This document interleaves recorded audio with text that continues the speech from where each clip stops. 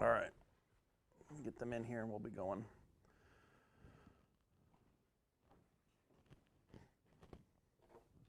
Do another search for Chris McClure EMT. Do that one.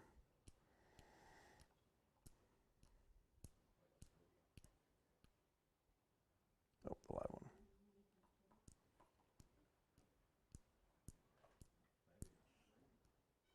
There we go. Give it a second. Sweet. Yeah, there'll be at least a 10-second delay. I just tried to eliminate a lot of the buffering. That's why I'm not having you listen to it.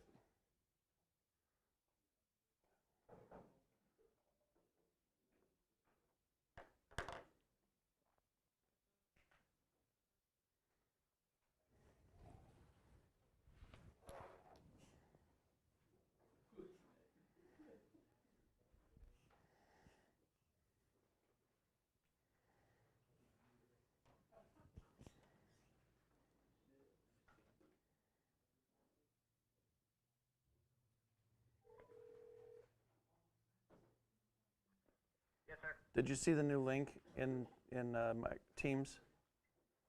In Teams?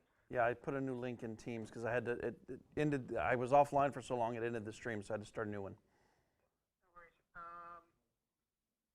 So I'm not seeing anything in Teams. In the chat. Other than the in the chat. I don't. Right, I am not seeing anything on my end. All right. Tell them I'll email them a link. Okay, someone's emailing you a link right now. Okay.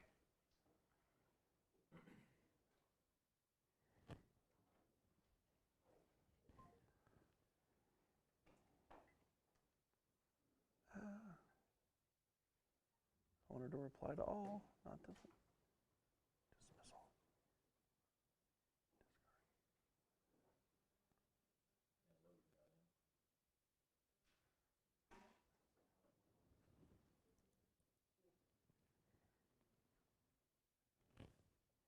Oh, doggone it.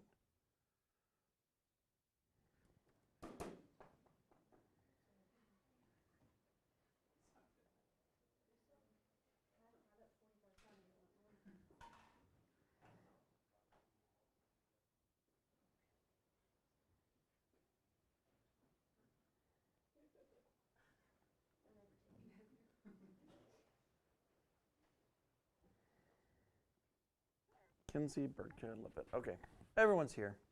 Good morning.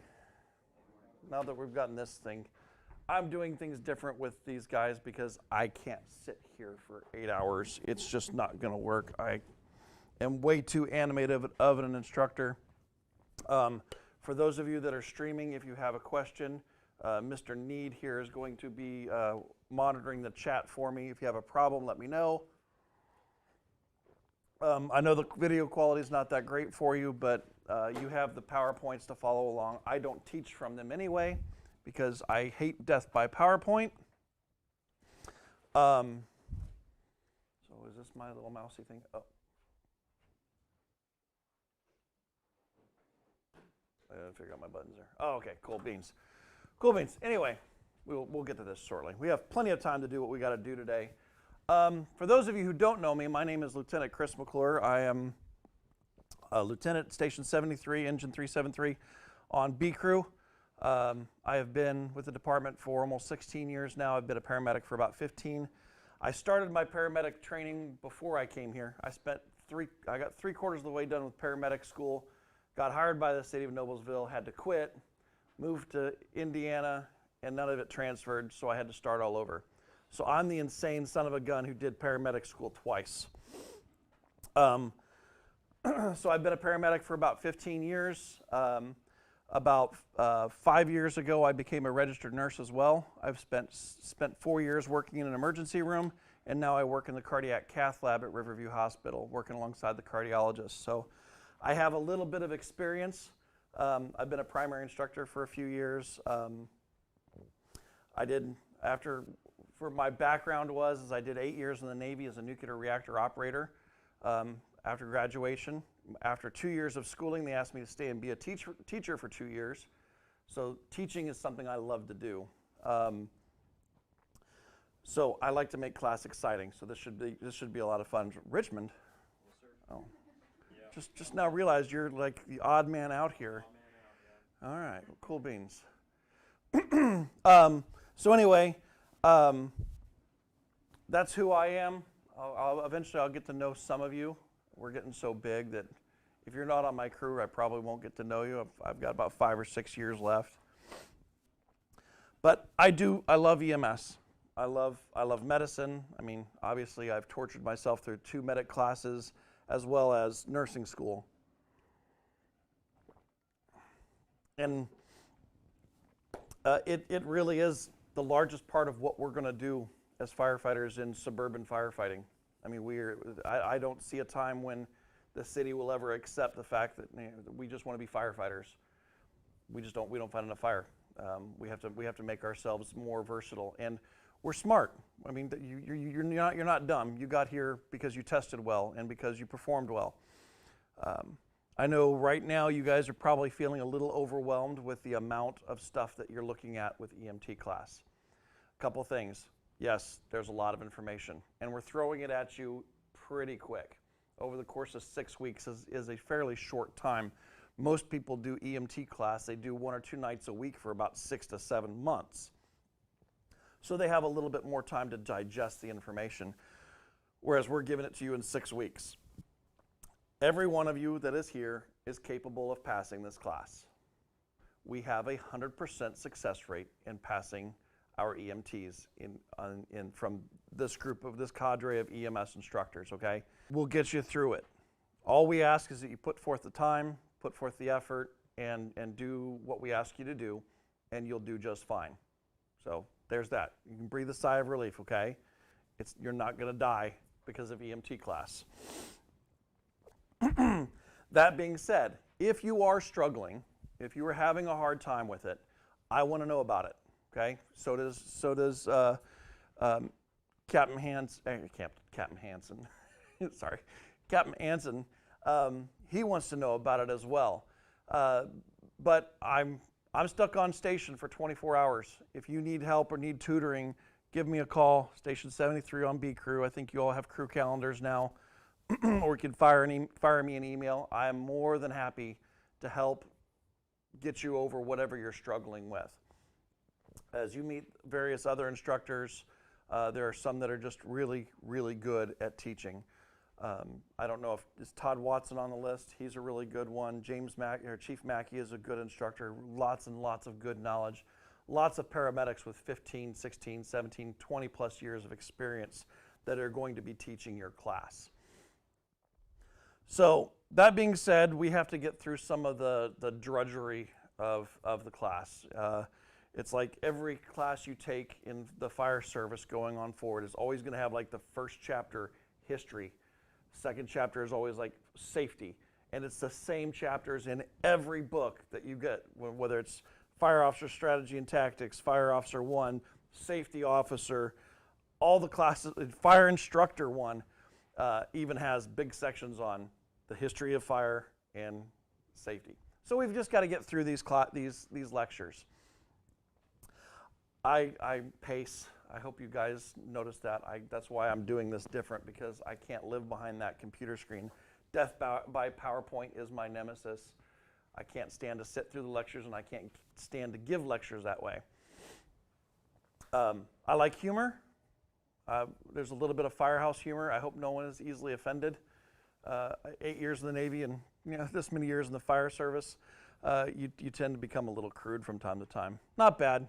But if I offend you, just let me know. I know how to tone it back down. But I also want to keep it interesting. And sometimes you got to push those lines just a little bit. All right. So today we are actually going to talk about EMS systems. This is exactly what it says it is. It's just systems of EMS, right? You guys can read these. I'm not going to read these to you because that would be death by PowerPoint again. This is just what the National EMS Standard Competencies. This is when you read these. This is what they want you to understand as part of it, and what they draw off of when you go to take the National Registry information. Okay, it's a lot of words. I think lawyers wrote it.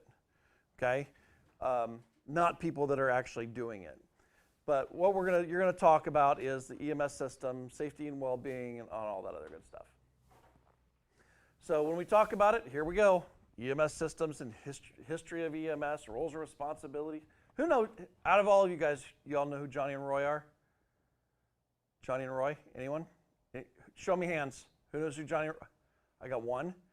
I got one? What are the fire service becoming?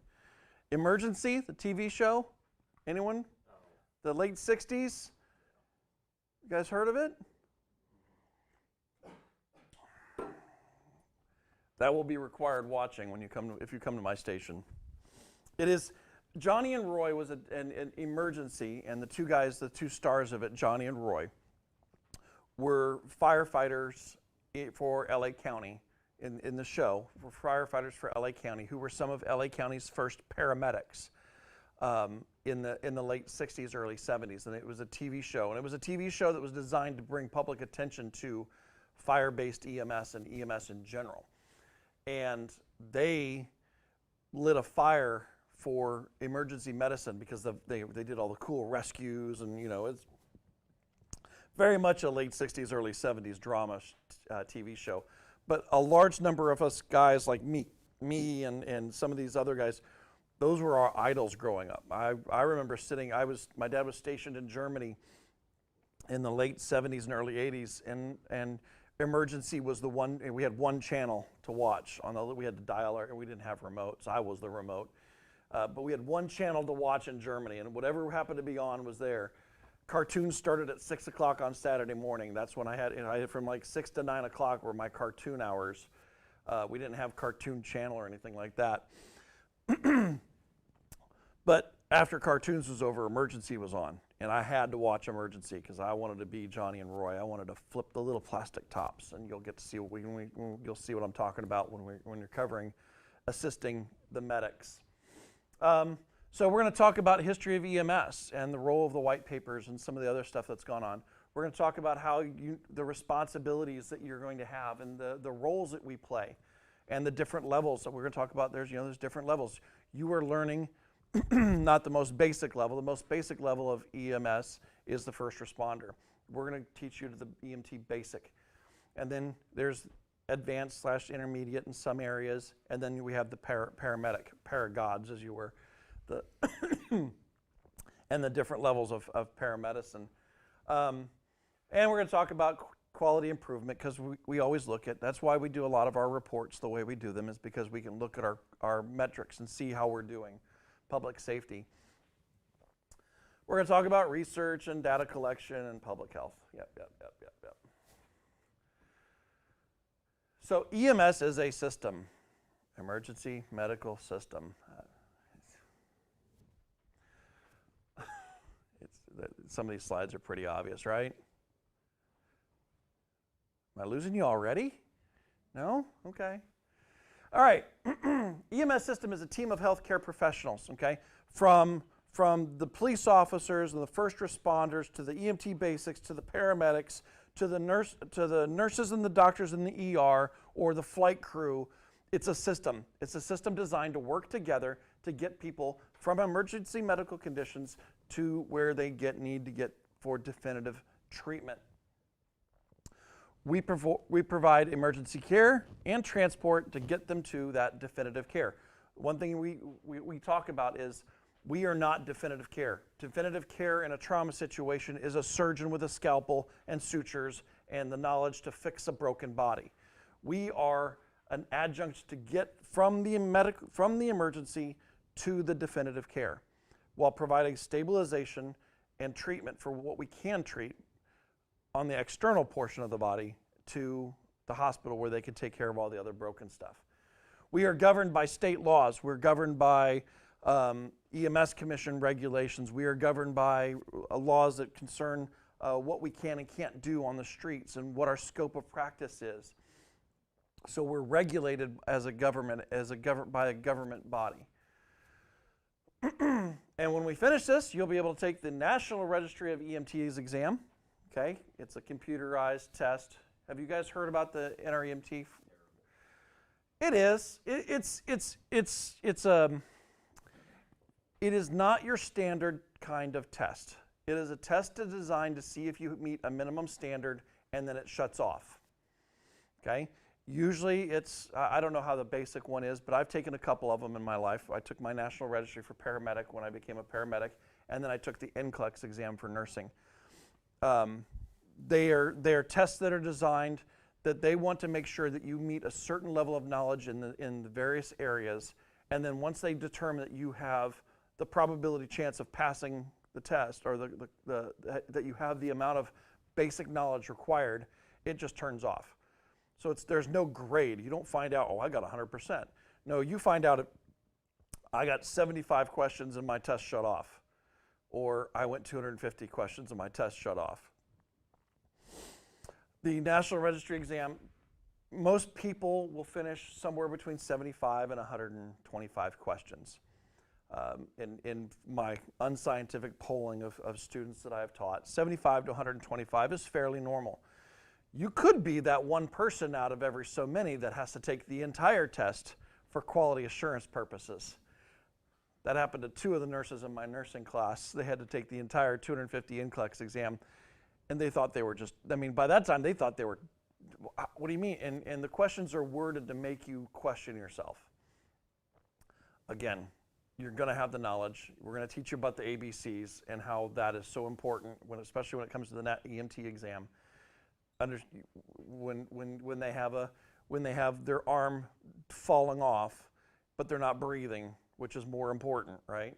That's the kind of stuff. So, and then after you pass the exam, you're eligible for state licensure. So once you pass the National Registry exam, you'll get the results and you'll send it off to the state, and the state will issue your certification to operate as an EMT. We are, as EMTs in the state of Indiana, you are certified, you are not licensed. It's a subtle difference, but it means a little bit more. Like paramedics, as a paramedics, we have licenses. We are licensed to practice as a paramedic. It provides a little bit for us paramedics, it provides a little bit more, what's the word I'm looking for? A little bit more authority when we're dealing with when we're dealing with our other medical colleagues, because doctors are licensed and nurses are licensed. And about 8 or 9 years ago, we pushed in the state to become licensed paramedics to give us a little bit more, as it were, when it came to discussing what we're so highly trained in our specific field, that it gave us a little bit more credibility to say we're licensed as opposed to certification. Didn't change how much I made. So most states have 4 basic training and licensure levels: emergency medical responder or first responder, EMT, advanced EMT, and paramedic. Are they doing okay on the stream? I haven't seen them drop anything. Okay, that's because they're not there. I feel bad for those guys, I really do. I'm glad it's only till Thursday, but I'm sure they'd much rather be here. All right, so an EMR has very basic training, okay? They provide care before an ambulance gets there. Basically, they're trained in CPR and basic first aid, okay? They know to put pressure on a bleeding wound. They know how to check for pulse and how to do CPR. A lot of police officers are although they're not certified as EMR, they're treated as EMRs. They carry tourniquets, and they love to stick tourniquets on everything. I mean, when we get to trauma, we start talking about when you apply a tourniquet, man, they go straight for it. It could be a drop of blood on their wrist, and they're like, I got cut by a knife, tourniquet! Ah! They love tourniquets, man. They also love Narcan. Oh, good grief. And they will always park their car right where you need to be. I've had a few words with a few officers from time to time.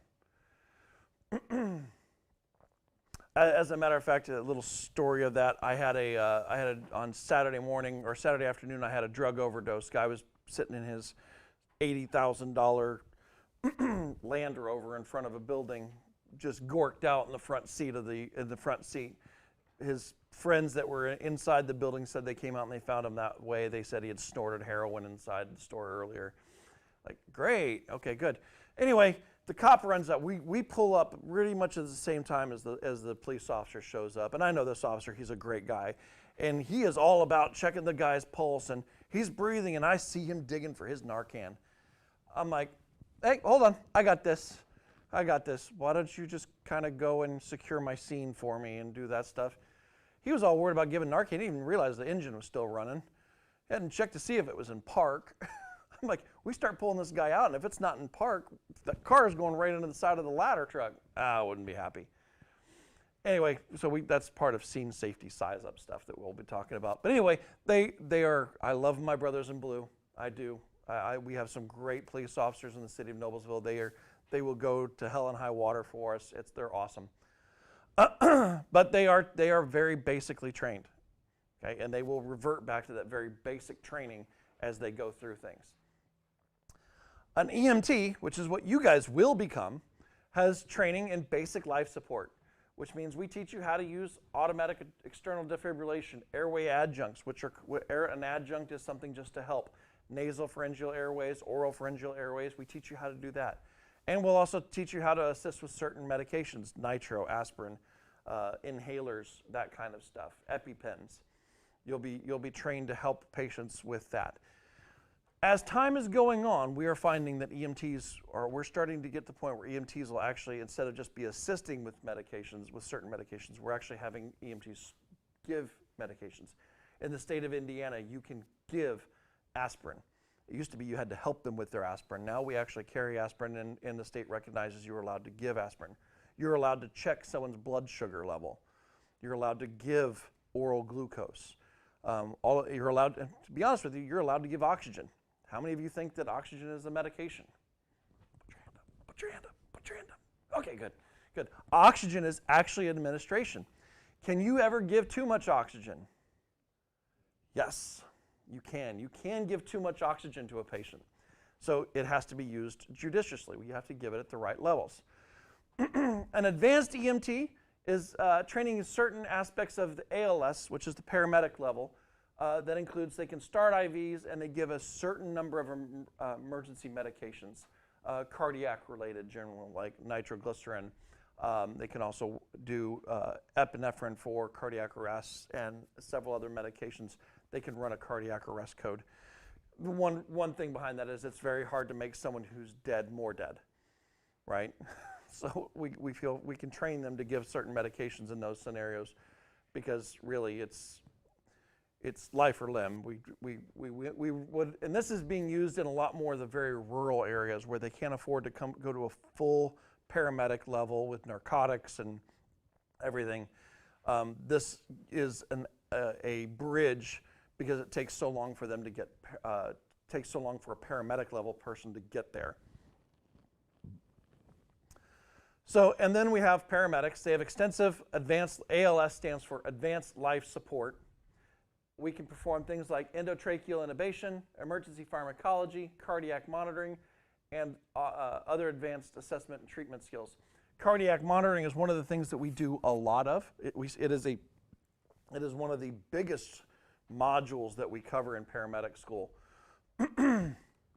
It's one of the things I love the most. I love talking cardiology, which is why I made sure I signed up for your cardiac emergencies lectures. It's one of the reasons why back in November when the head of the cath lab cornered me in an elevator and said, hey, I want you to come work in the cath lab. I went, hey, I want to come work in the cath lab because I find the heart to be completely and totally awesome. It's fascinating. And the thing I love about the cath lab is I get to take someone who is who's got a heart block. You know, their artery in the heart is completely 100% blocked, and I'm part of that team that unblocks it and gives them an extended life. It's cool. If afterwards you ever want to come and see what a heart cath is like and procedures like, once you're all out of class and on the street, you can hit me up and I'll take you. We can get you in and you can see a heart cath done up. It's pretty amazing technology. So we're going to be doing 4 different learning activities through here. We're going to do reading assignments, lecture presentations, discussions, step-by-step demonstrations, and skill sheets. Okay. Did you guys get like your binders and those skill sheets? My advice to you right now, and who all is my already EMTs in here? Okay, you, and you. Okay, these guys will attest to it. Those skill sheets are your lifeblood for when it comes to passing the skill, hands-on skills. You need to start now memorizing them, okay? Memorize them step for step because you're judged on how you go through those. If you have them memorized, when you go to that skill station, you will do everything you have to do to pass that skill station and you will get through the skill station.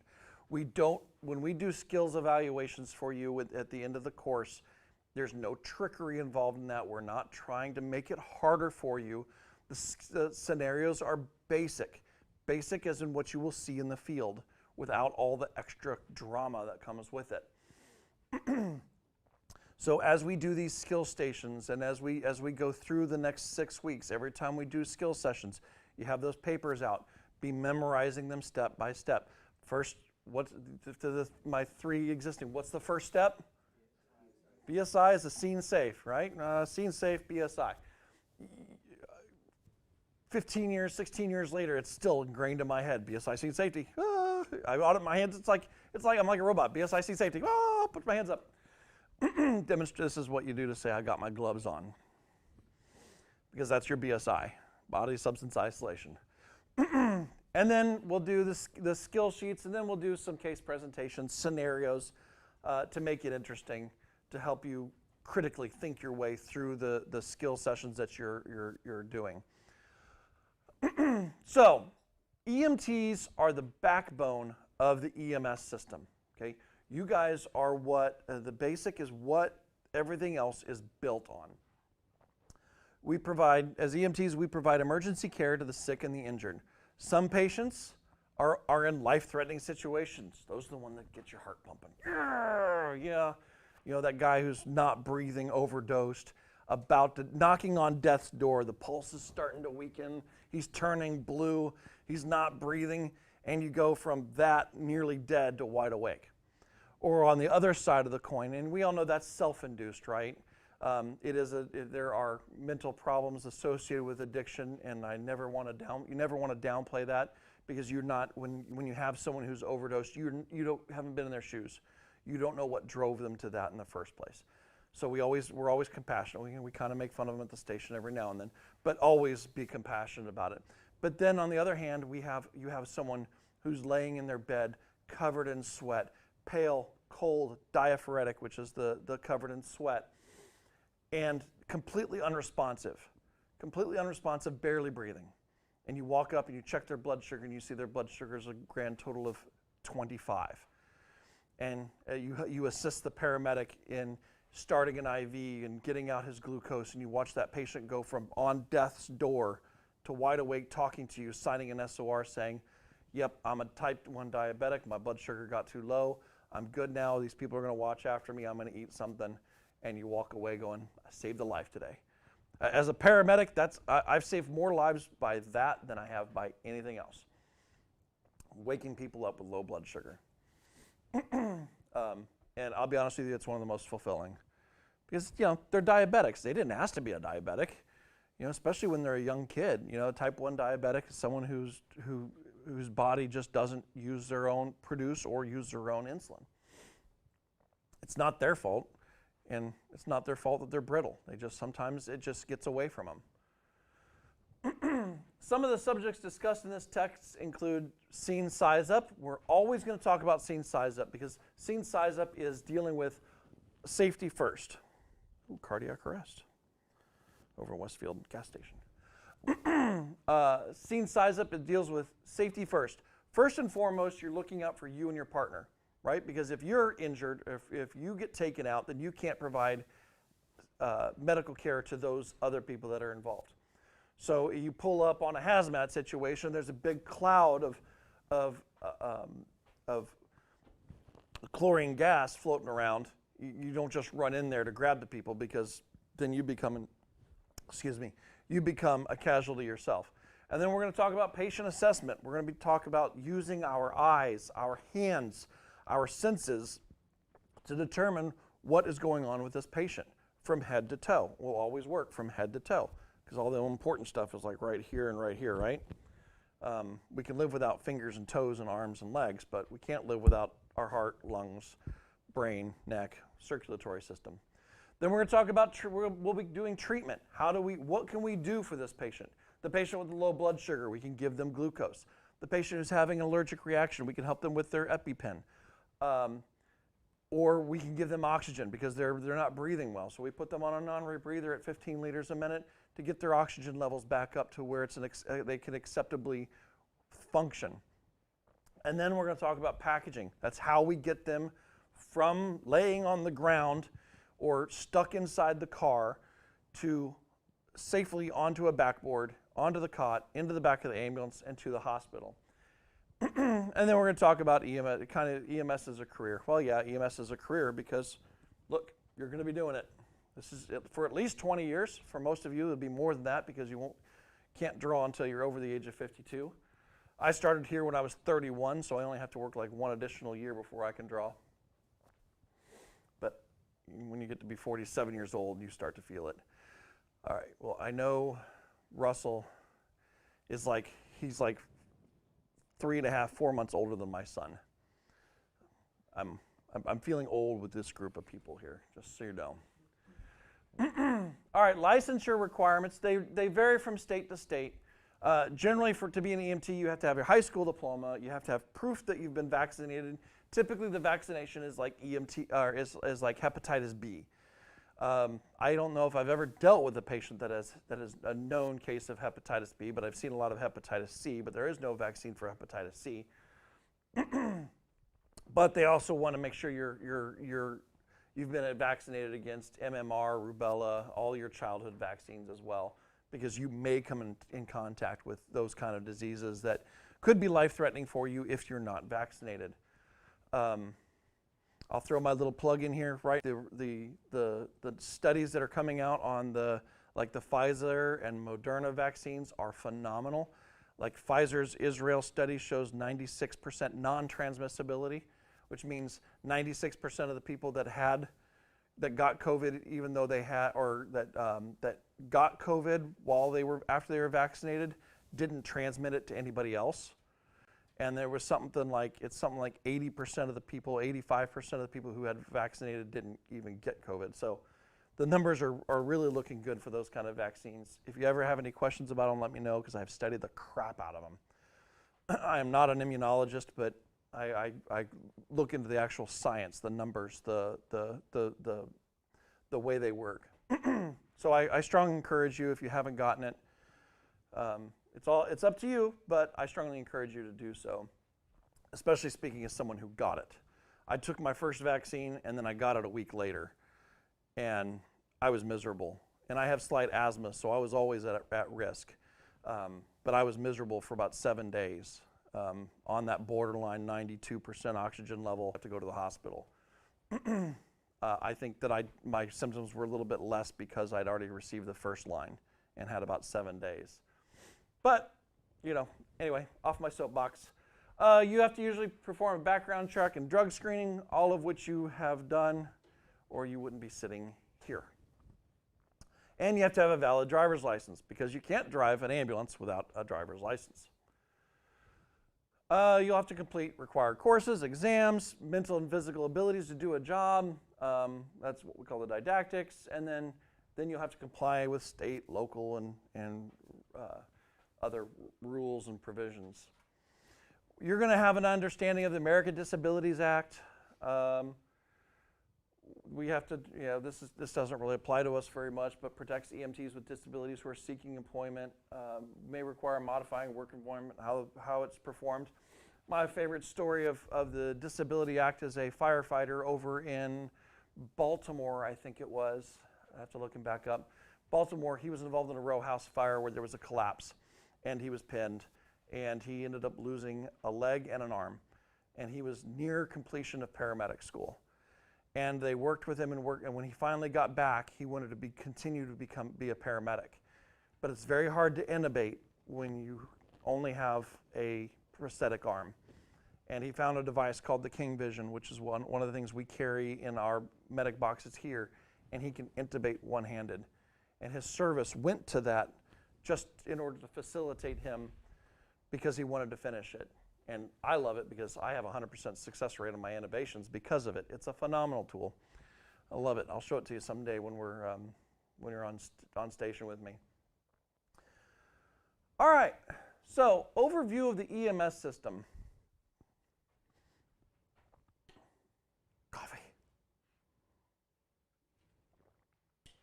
Not that I need any more. I'm kind of wired up already. Getting a little warm. All right, so origins of EMS include volunteer ambulances in World War I, field care in World War II, medic, and one of the really big things was field medic and rapid helicopter evacuation in the Korean War. That was such a big thing that they even made a TV show out of it. Do you guys know this TV show? MASH. May have redeemed yourselves a skosh. Right, that is all, everything that MASH showed was the ability they could put them on helicopters, fly them to mobile armored surgical hospitals, and save a lot of lives. Injuries that were used to be in World War II or World War I that were almost guaranteed deaths that's continued to go on even through the Gulf conflicts and the Iraq War and in Afghanistan. Our understanding of how to treat those kind of brutal injuries that people got when an IED went off, we saved more percentage-wise of people who had limbs and stuff blown off than in any other time in human history. And a large part of it is because we researched and we studied everything that they were doing, and then we brought that into current EMS. For example, it used to be tourniquets were the last ditch effort. You don't ever put one on. In fact, some people were so afraid to put one on, they said, I won't risk my career by putting one on. And now it's like, control, check bleeding, try to control with pressure. If you can't control with pressure, put a tourniquet on it. We go to tourniquets much, much quicker than we did because we've learned. The hand can survive for like 6 to 8 hours. The tissue can survive 6 to 8 hours without oxygen. So cut the blood flow off, get through it, and you'll be good. So in 1966, we get the accidental death and disability, the neglected disease of modern society. It was what was also referred to as the White Papers. This really laid out that in our country and in the world in general, we didn't do too much for people that got injured or sick outside of the hospital. There weren't ambulances stationed everywhere to get people who were really sick or injured to the hospital. We had no reliable way to get them to the hospital. And so in 1966, this came out, and it really people started to wake up. Listen, look at the number of lives that we can save. And so in the 1970s, the Department of Transportation took this under, and a lot of it had to deal with car accidents. They had huge losses of life due to car accidents every year. And so the Department of Transportation kind of took this up under their mantle and began to establish training curriculum. And so that's where EMS came into, had its roots in being attached to the Department of Transportation and not being covered by, say, the same rules that govern hospitals didn't govern EMS. So in 1971, this is the AAOS, that's who produces your book, produced the first Orange Book. In the 1970s, we established standard curriculum. In the 1980s, we began to get advanced levels of EMTs.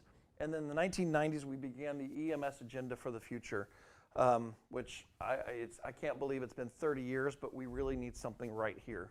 We need to be talking more about the future of EMS, where it needs to go. We need to be recognized as the advanced providers that we really are, especially in the paramedic and advanced EMT world, but even in the EMT basic world. You know, for a long time I could not grasp my brain around why an EMT basic couldn't check a blood sugar, right? You can go to Walmart, You can buy the supplies to check your blood sugar all by yourself, no prescription needed, and check your own blood sugar. And so here we are, we have people who are medically trained who can't do that, but you can buy it over the counter? It didn't make sense to me. I'm like, why is it that something you can buy over the counter is forbidden to be performed by an EMT? Because it drew a drop of blood? Yeah. With minimal training. And actually, Noblesville Fire Department was one of the key agencies involved in a study to show that that EMTs could reliably be taught and do blood sugar monitoring. So that you can actually, because in the curriculum it talks about recognizing someone who has got low blood sugar. Well, what better way to recognize low blood sugar than to actually test it? And the same thing with oxygen monitoring. It used to be EMTs couldn't monitor SpO2. And we're talking 2005 here, people. We're not talking that long ago, right? That's not very long ago, right? Right? Okay, thank you. Started to worry me for a moment. They weren't allowed to hook up SpO2 because they weren't reading it right. So instead of training them, we just took it away from them. And we fought that here in Noblesville and we won. You can monitor SpO2. You'll need to understand what pulsatile waveform means when you look at it on your monitor. Make sure if it's just a weird number but there's no waveform to it, then you know it's not a reliable number. And you'll see it. It's very easy. I wish nursing home staff would understand that difference because they call us all the time. The patient's got low O2. I walk in and I readjust the probe on the finger and I get a good waveform and they're at like 98%. I'm like, that's better than mine.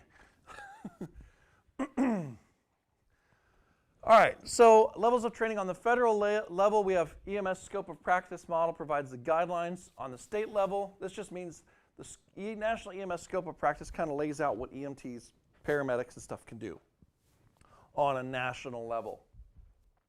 On a state level, you have like the EMS Commission. The EMS Commission looks at protocols and developing technologies and stuff like that and determines what you can do. And then at the local level, you have what's called a medical director. A medical director is someone who sits in authority over and it's who you practice under. My medical director right now is provided for Noblesville Fire Department is in conjunction with Riverview Health is provided through Indiana University Hospital.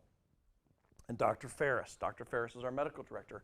I as a paramedic operate under his license.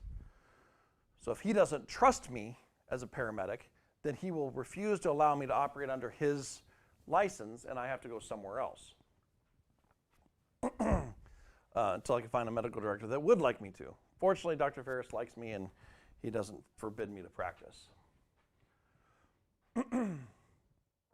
So your medical direction covers your day-to-day. The state EMSs cover your legislation, regulation, and your scope of practice is a theoretical foundation.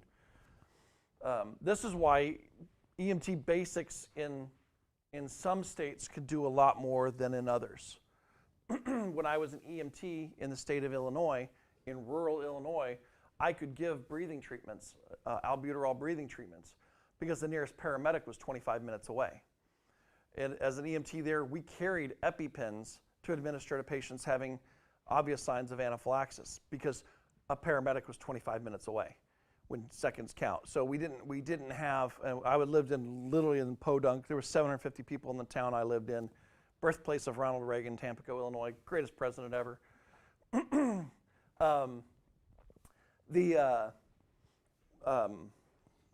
We carried that, and I administered for diabetics who had low blood sugar. So the glucagon is a hormone you put in the muscle, and it tells the liver to release sugar. Is basically what it does. So we had those abilities because paramedics were so far away. Rather than just throwing them in the ambulance and driving fast, hopefully we meet up with them in time to save their lives. We could actually take actions. But that was a state and local medical direction, and not so much here, that determined what we could do and what we were trained to. I think Washington, D.C. and even and maybe even New York City, the EMT Basics can give what's called CPAP. It's a pressurized, people sleep with it at night. We have a little bit more medical version of it for difficulty breathings, because they're never more than, 10, 15 blocks away from a hospital there, right? They actually, and there's such a shortage of good paramedics available that they actually can do CPAP as well. Not in this state yet. It's coming though. Millions of lay people are trained in BLS CPR, right? These are the people we try to make sure as many teachers, coaches, child care providers, and home health aides and stuff like that understand basic CPR. And basic CPR nowadays is hands only, right? We've actually done scientific research and testing, not just in theories. We've actually looked at the numbers, we've looked at the results. They've monitored pulmonary pressures and aortic pressures while doing CPR. We do teach most of these people just to do hands-only CPR. And then our real big push is right here, AEDs. We want AEDs out in the general public. We want them available. We want them everywhere. We want them in churches where there's a lot of old people. We want them in shopping malls. We want them at basketball games and basketball and sport arenas and facilities, because of those people that just get hit in the chest with a baseball, or they're just running down the basketball court and they have an unknown cardiac arrhythmia that they didn't even know was there, and they drop over dead. And the only way to truly save them is to shock that heart, hit the reset button. It's like defibrillating someone is like turning the computer off and back on again. It's not really jump starting the heart like most people think, because we're merely taking a heart that is fibrillating, just quivering, and resetting it so that it's pumping. If it's not doing anything, if it's asystole, flatline, nada, nothing, dead, zilch, the only thing you can do for that is CPR. You can't shock a flatline, no matter how many times you see it on Grey's Anatomy. It just doesn't work that way. And the patients don't go up, "Oh, thank you for saving my life." Most of them are comatose for quite a while, if they ever wake up at all. Emergency medical responders, this includes law enforcement officers, firefighters, EMTs, EMS services. Medical responders provide immediate care and assess EMTs when they get there. Good Samaritans are trained in first aid and CPR. We'll talk later in the afternoon about Good Samaritan laws and such. You guys are not, while you're on duty, you have a responsibility to act. You are not covered by Good Samaritan laws. But however, when you're off duty and you stop and help somebody, you are covered by those Good Samaritan laws. EMT course requires about 150 hours of training, both hands-on and classroom lecture. And by the end of it, you will have knowledge and skills to provide basic emergency care. And then you will assume responsibility for assessment, care, packaging, and transport of the patient. All this is stuff that you can be doing even while a paramedic is doing their stuff. Here at Noblesville Fire, we have great EMTs. And I'm not just saying that because I'm biased. We have been told time and time again by outside people who've evaluated us, our EMTs are some of the best in the state. Because it is truly a team. A lot of places, the EMTs will show up and they'll just wait for the medics to start doing stuff.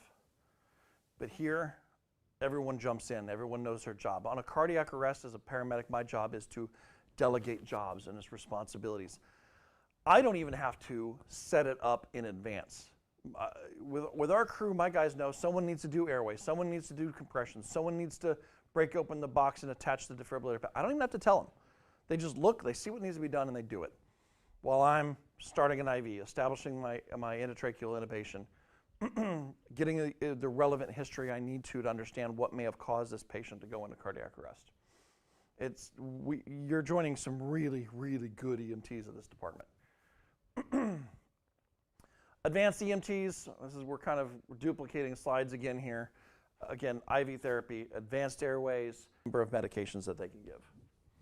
Then paramedics, that's where we are, that's where I am. Extensive training, spent about 11 to 1,300 hours in classroom and internship, so it is a lot of work to get through.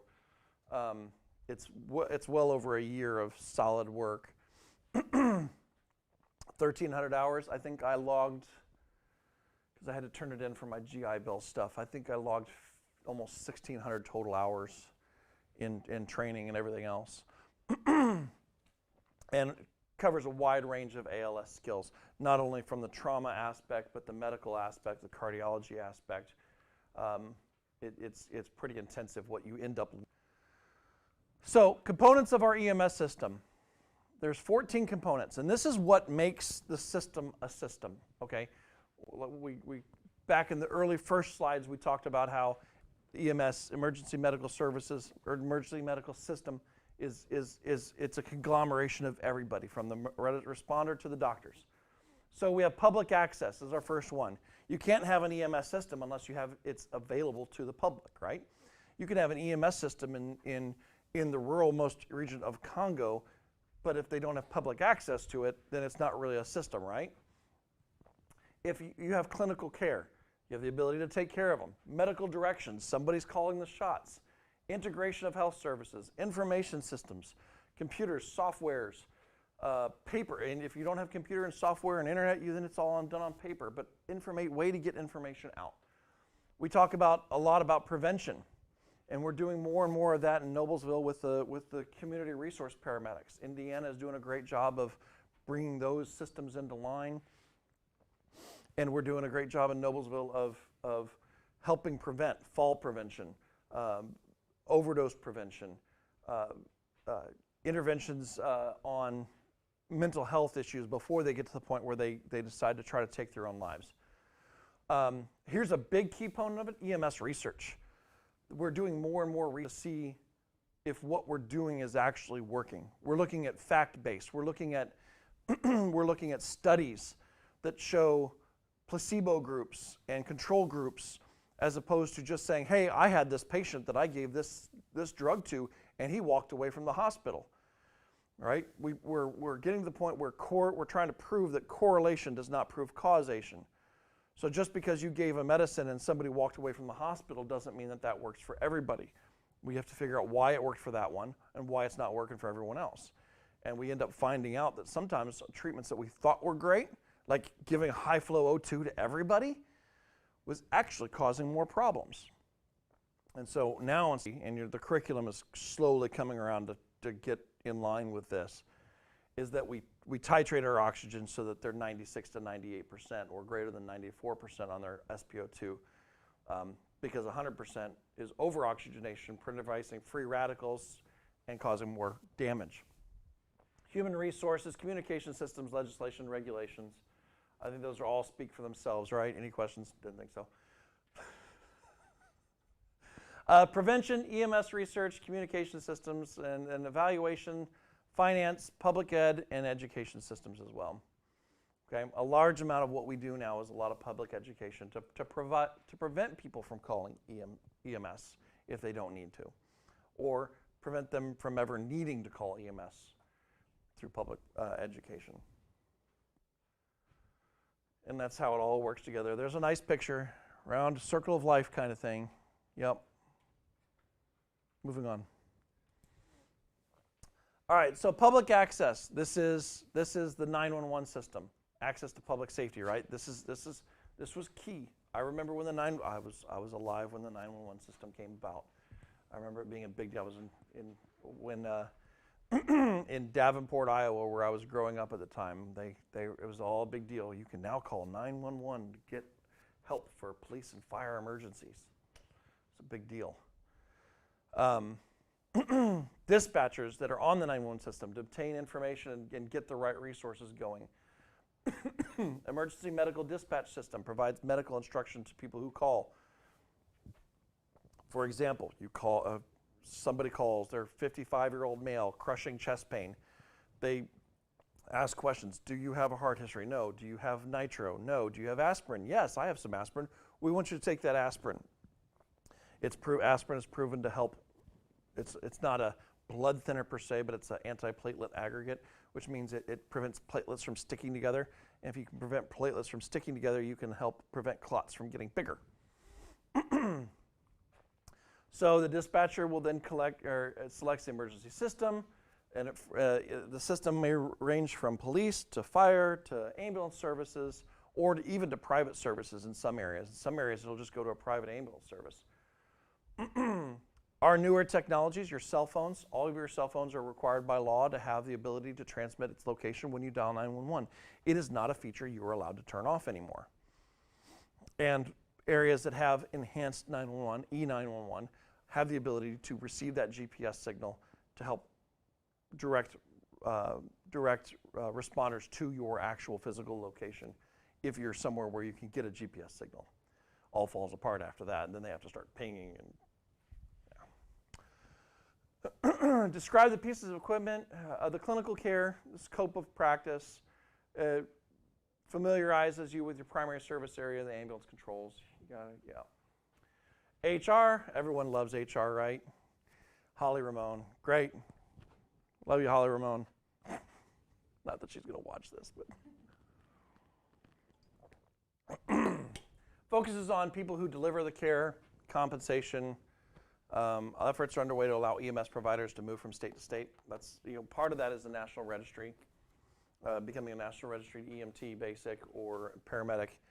More and more states accept that straight up. You don't have to retest, because it used to be, if you were a national registered EMT basic coming into the state of Indiana, you still had to take their written test and do a hands-on exam.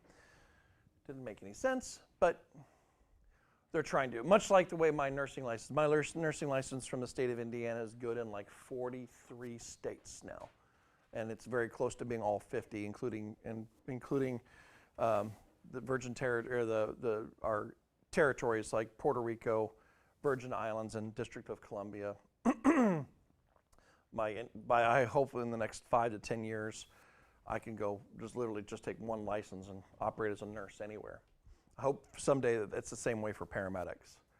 Florida's the one kicker. They're a pain in the neck. They're a pain in the neck about fire schools, because you have to go to their academy. If you can't transfer into the state, you have to go to their academies. If you want to do, even if you're a nationally registered paramedic, you still have to go take like a 120-hour course, and they don't do anything different than we do.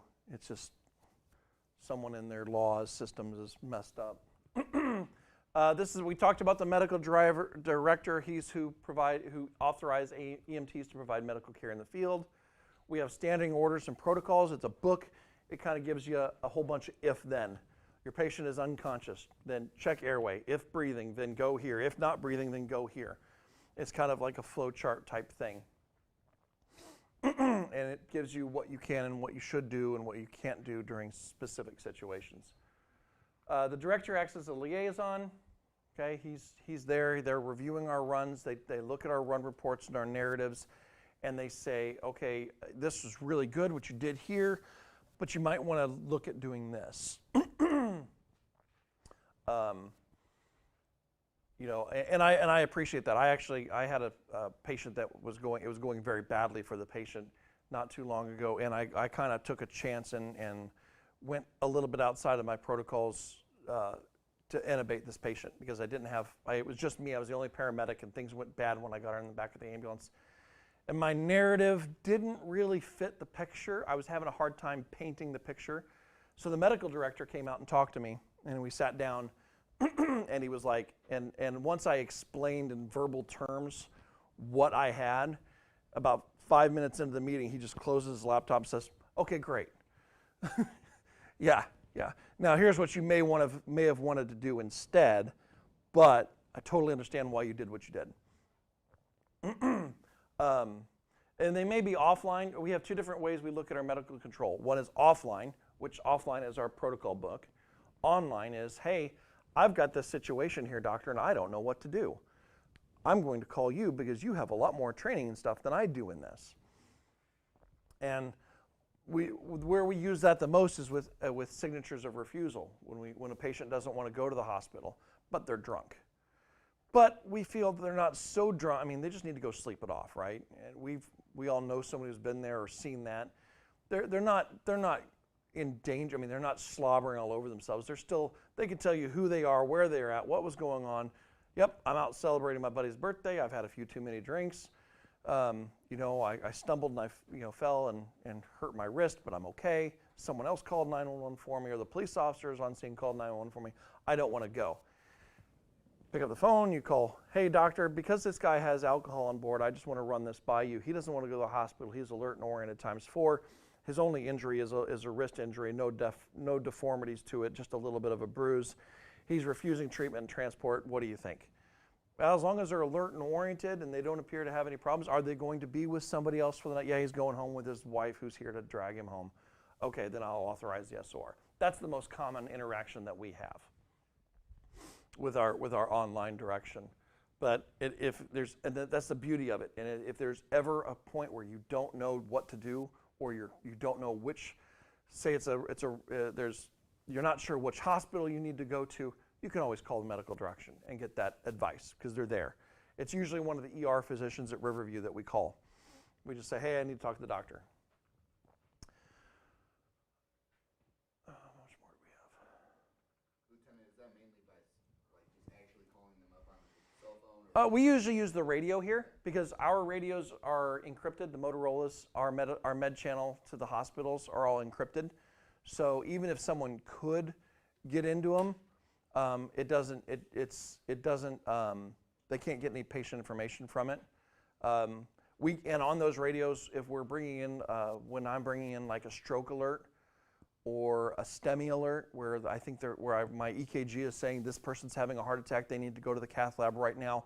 We should not stop ER, we should go straight to the cath lab. We can give them a name and date of birth over the radio because it's considered as secure, almost as secure as a cell phone call. And for our protection, it's actually recorded. When we use the radio, it's recorded. When you use a cell phone, it's not. And it's recorded and stored in dispatch, that kind of stuff. So that if you say, I took a patient, I'm bringing you a patient here, and that doctor says, no, you absolutely can't. I'm like, I have to bring this patient to you. And they're like, no, and it starts a feud. We have it recorded on the radio. So it protects us, it protects them, it protects everybody to have it recorded. So the primary one we use is the radio.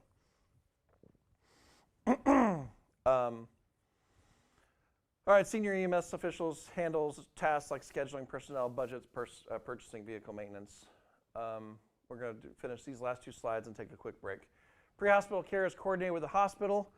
Pre-hospital care is continued inside the emergency department, right? Because it's a system. We package, we get them in, we get them to ER. ER takes care of them, and then the ER ships them off to definitive care. And then this one here, integration ensures comprehensive continuity for the care of the patient. As much as I hate a lot of electronic healthcare records because it's a lot of clicking stupid boxes for no reason, it seems like, the newer ESO now is tying into more and more hospitals so that when we get back on station and we finish typing up our report and our narrative, they have access to that now. It's easier for them to get it. In our old paper days, we used to have to finish our reports before we left the hospital, and our handwritten reports. And generally what happened was the ER doctor would look at that and then hand it off to the secretary, and it would go get scanned in and put away into some file somewhere. Now any person inside the hospital can go in and, so let's say I take in a cardiac patient. The cardiologist the next day who is reviewing the case and deciding whether to do a cath lab or not can go in and read the circumstances in my narrative of what happened with that patient. So we're starting to get this integration of system. I can't believe it's taking as long, but when you have politicians involved, everything takes longer. I think if we let the private sector do it on its own, it would have been done a decade ago. But no, we can't. So we work with the hospitals to improve our heart attack survival scores, our trauma survival scores, and our stroke survival scores. Riverview Hospital is a certified stroke center, okay?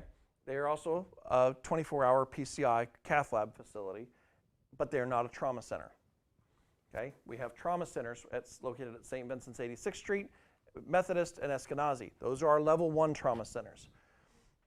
We don't have any level 2 trauma centers. The only difference between a level 1 and a level 2 is a level 1 does research, a level 2 doesn't necessarily do research. Riverview would technically be a level 3. It means they don't have any trauma surgeons on staff, but they can handle a trauma if it comes in, but it's usually a stabilizing and packaging and send them off. But we're a certified stroke care center and a heart attack center. Now, if I think that the patient has a brain bleed from a stroke, I'm probably not going to go to Riverview. but that's because I know that that patient will need to be transferred from there to a neuro, where they have neurosurgeons down at 86th Street. But if I think it's like a stroke type or a mild stroke, I'll go there. I don't know. All right, let's take a break. This will go on for a while. Any comments from the peanut gallery? So why has Community North never become a level 1 trauma?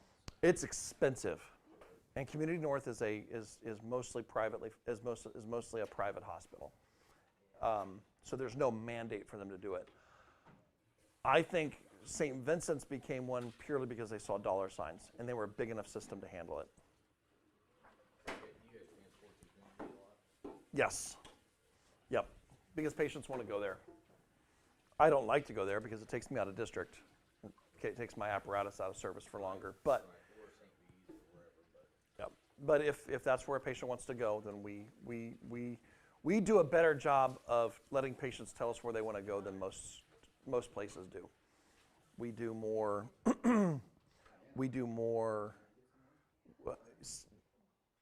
Anderson Fire Department. You get 2 choices: St. Vincent's Anderson or Community Hospital Anderson. That's the only 2 places. And it doesn't matter if you've got a gunshot wound or a traffic accident or any of that stuff. They'll take you there. Well, and does a lot of that have to do with travel? Yeah. Yeah, it has. There's a lot of times, like at the last department I was at, there'd be patients, oh, where do you want to go? Well, I'm going to go to Escondido, or I want to go to the Methodist. They can take care of you here. Nope. Now, there is a point too where we will say you want to go to you've got a minor issue and you want to go to IU North. We're going to be like, IU Saxony is the exact same hospital. Right. Or St. You don't need the big hospital in Indianapolis. Now, if they're like, well, my heart surgeon is there and this is a heart-related issue, and they told me, yeah, they need to be there. But if it's like, I've got an owie on my foot and I like IU, I want to go to IU North, and I'm going to take you to IU Saxony because it's the same system. We had a guy that the sheriffs found, slumped over in his car, like in the middle of nowhere, not in front of a house, like just a county road. We had called it, was like, I'm going to mute for a second here, guys.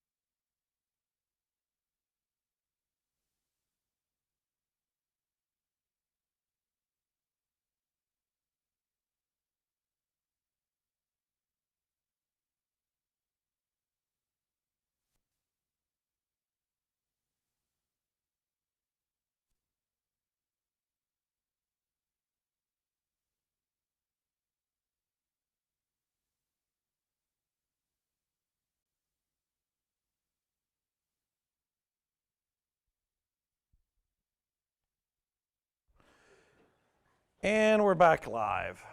Make sure my computer's running fine. Yep. Okay.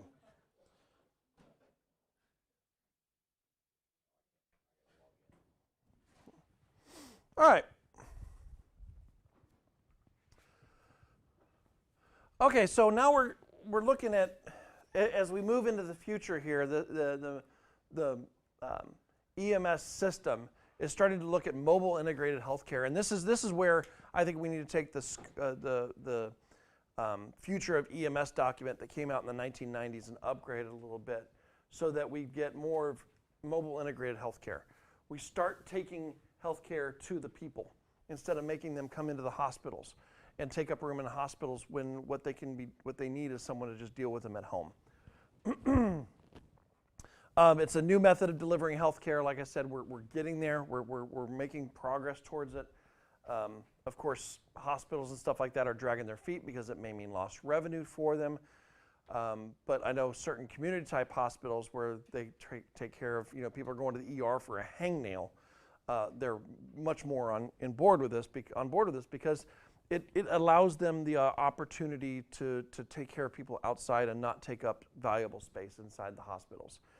And especially in today's COVID world, we know how precious that space can get. It evolved from the Patient Protection and Affordable Care Act and healthcare provided within the community by a team of professionals.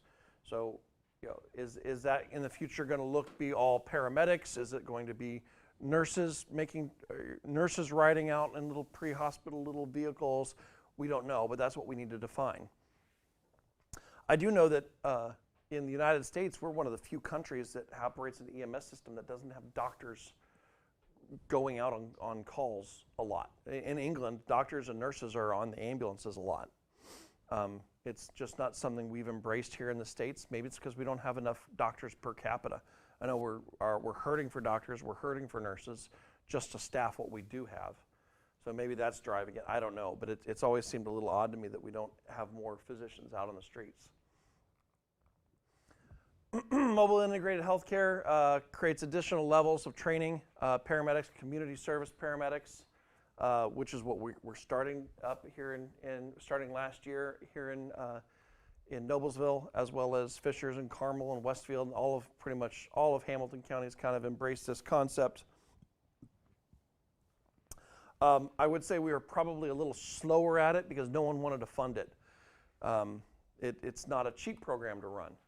And part of the hospital, I know Riverview looked at it for a long time, trying to prevent what the original goal behind it was to prevent people from coming back into the hospitals. They go home and they need someone just to visit them to help them remember to take their medicines and how to take their medicines and so on and so forth. Because if they didn't, they were being readmitted. And if you get readmitted for the same problem within 30 days, then Medicare doesn't pay you for it. They only view it as a continuation of the first visit. And so I know Riverview Hospital looked at theirs and said, our readmission rates are so low because they do such a good job of making sure people are educated before they leave, that it wasn't financially worth it to them.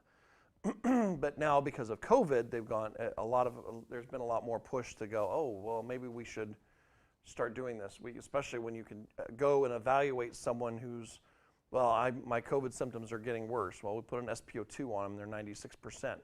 And they're not running a fever anymore. They just feel miserable because you will. If you ever get it, you will feel miserable for about a freaking week. My poor parents just are getting on the verge of getting over it, and they have felt miserable for 3 weeks, but they're in their 70s. I told my dad as they were struggling, I'm like, this is going to be a 4-week to 6-week long thing for you. I was over it in 10 days, but I'm a lot younger. And he had recently gotten over non-Hodgkin's lymphoma. So I'm like, your immune system is going to take a lot longer to work. So evaluation, one of the things I talked about, we're always looking at evaluating ourselves. Monthly, we do something called audit and reviews. The medical director will run reports and we'll go over them, and then he'll present them as case studies during audit and review to go over with what happened, what was done, was it right, was it wrong, what can we all learn from this, and what was the condition that caused it. And so if it was a frostbite incident or something like that, part of that would include care tips and training on frostbite care or burn care and that kind of stuff. Information systems, there's so much information out there now that we can track with ESO and all the softwares. We can determine a lot of things. One of the big things that we like to look at is our average on scene time for patients, for trauma patients especially. We don't want to spend a lot of time on scene with these people. They need definitive care. Like I said, that golden hour we used to talk about and have talked about in the past and may even still talk about, I don't know, we look at how long it takes us to get them packaged in the ambulance and the ambulance to the hospital to get that definitive surgical treatment started. It also looks and says, hey, our intubation rates for our paramedics is really not good. We're sitting here at only roughly a little over half of our intubations are successful. Well, we need to start figuring out why that is. We are not using splints on people with broken legs. Why is it? Why are we not using splints? Well, our splint systems are not working right. Well, we can fix that. It helps the leadership point to what needs to be worked on. And then you can combine it all together and come up with national trends. You can start seeing if you have a pandemic going across that they hadn't identified yet, national trends will point them to it. And now that it's electronic, it's a lot easier for them to track that. I do know when we were doing paper reports, there were, God bless the EMS Commission in the state of Indiana because they were overwhelmed with the copies that they were getting of run reports. And the last I heard, they had like filing cabinets, just massive numbers of filing cabinets full of old run reports that they never got to identify and never got to put into any kind of information. It's much better now because it's all done electronically. Financing of it, the type of organization providing these kind of services, we do about 40% roughly between private organization and fire departments, and then the third service and hospital kind of come up behind. I don't even know what the third service is, but hospital-based ambulance services don't exist very much anymore. What's IEMS used to be Indianapolis Fire Department EMS, used to be known as Wishard. Wishard was the old hospital before it became Eskenazi, and Wishard ran the ambulance system for Marion County. They were all Wishard medics. It was semi-private, but it was actually run by a hospital, and that model just doesn't tend to work very well. So they switched over to a private / fire department based / it was really too big for the fire department to handle in a big city like that, so it became its own entity. People can be paid, volunteer, or mix. A lot of these rural areas around us, Wayne Township here off to our east, and LaPel and stuff like that, those are all volunteer ambulance services because there just isn't the run load to bring in the revenue that needs to pay the people to man up. And there isn't a tax base big enough to pay someone full-time. So EMTs are asked to gather insurance information to help secure payment. That's one thing that we do a lot of. They want to make sure you get the insurance information if you can. However, if getting insurance information interferes or hinders your ability or time it takes you to treat the patient, we don't worry about it. We never wait on scene for someone to bring us the insurance card. We're not having them swipe your credit card. We're not waiting for that here. We are, and that's the joy of being fire-based. The money that we bring in Noblesville Fire Department, the money that comes in, the billing dollars, goes straight into the general fund of the department. It doesn't come back to us, so it doesn't really affect our budgeting at all. They don't look at, well, you guys are only we're going to cut your budget because this year because you only brought in 90% of what you did the year before. The city doesn't want to work that way. We obtain permission from patients to bill insurance. So there's the one big thing at the end of every run is you need to make sure you have a patient's signature. That allows us to bill insurance as well as inform them of their health information and privacy, portability, their Health Information Portability and Privacy Act, or whatever it is, HIPAA. It informs them we're not going to share their information with anyone other than the hospital. So you get a signature from them. If you can't get a signature from them because they're obtunded, they're laying out, they're gorked out, not responsive, then you can have a nurse at the hospital or somebody at the hospital sign saying that yes, you did in fact bring them, and we have a roundabout so we can still bill. Education systems, instructors, licensed in most states. All right, so in the state of Indiana, in order to teach an EMT basic class, you have to be a primary instructor, which means you have to go through a class that gets you certified to be able to teach. It's not necessarily true for paramedic school, because a lot of paramedic schools are taught by RNs, nurses, and doctors. So there's a lot of classes. So in order to prevent making that too difficult for the education system to happen, currently in Indiana, you don't have to be a primary instructor to teach paramedic level, but almost everyone who does is, because usually you're teaching both. You'll teach an EMT class as well as a paramedic level. We have to adhere to national standards. We do that by using nationally standard curriculum, such as this book right here. Ooh, this is the national standard curriculum. Meets all the guidelines. And then what we do is we do a lot of continuing education. So after you get done with this and you become a nationally certified EMT and get your state certification to operate within the state of Indiana, you're going to, every 2 years, you're going to be required to renew. To renew, you're going to have to provide proof. Well, crap. Puberty. You're going to have to provide proof that you, in fact, did a certain amount of continuing education to keep current and keep fresh your skills. ALS instructors and directors must hold a 4-year degree. Not true in the state of Indiana. Training is provided in college, adult career centers, and hospital settings.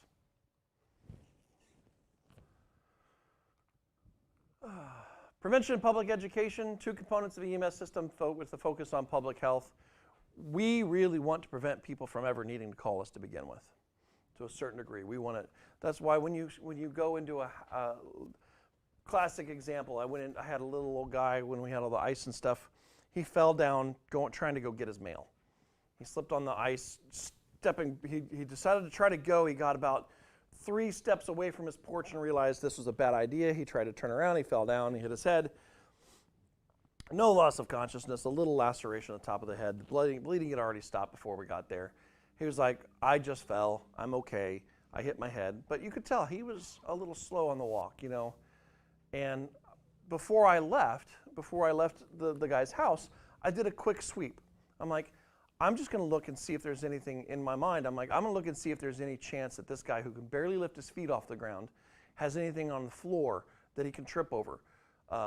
Rugs are a big thing. You know, little old ladies love their rugs, but little old ladies trip over their rugs all the time and break their hips. Okay? If you ever want to watch a little old lady go downhill fast, watch her after she breaks her hip. They don't do very well, because if it's bad enough, they have to have surgery. And little old ladies don't do well with surgery.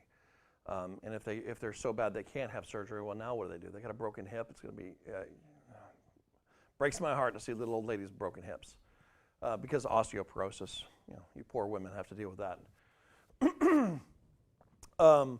Anyway, so I make a quick sweep. Hey, what are things that I could say? Hey, you know, if you get rid of this area rug, your chances of falling in your home and needing our services is much more reduced. Yes, I know it doesn't look as pretty, but pretty over functional sometimes, you have to choose functional. And their home was very, very nice and clean and no rugs. They were already prepared. Somebody had been in there before. We look on primary prevention and secondary prevention. Yep. You know, we're getting more and more involved in vaccination programs. You know, this week, Noblesville Fire Department announced that we are going to be going into people who are homebound into their homes to administer the COVID vaccinations to them. And I think as the Johnson & Johnson vaccination comes online, 1-dose vaccine, I think we're going to become even more involved in like drive-through vaccination clinics.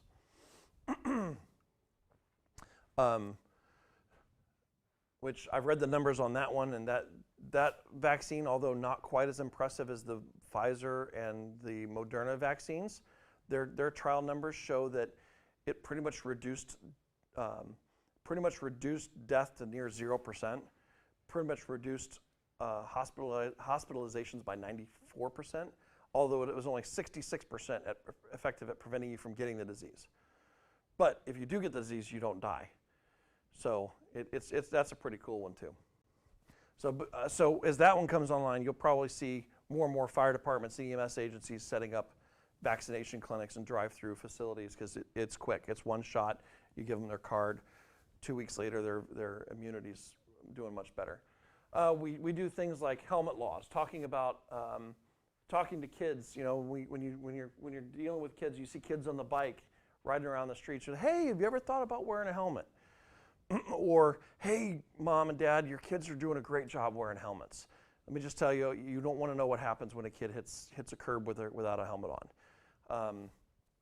That kind of stuff. So, I mean, we don't do much with restaurant inspections. We can encourage people when we go to pick them up about prenatal. Are you getting your prenatal screenings done? We talked to them about wearing seatbelts, how important that is, that kind of stuff. So we're involved in the public education spectrum.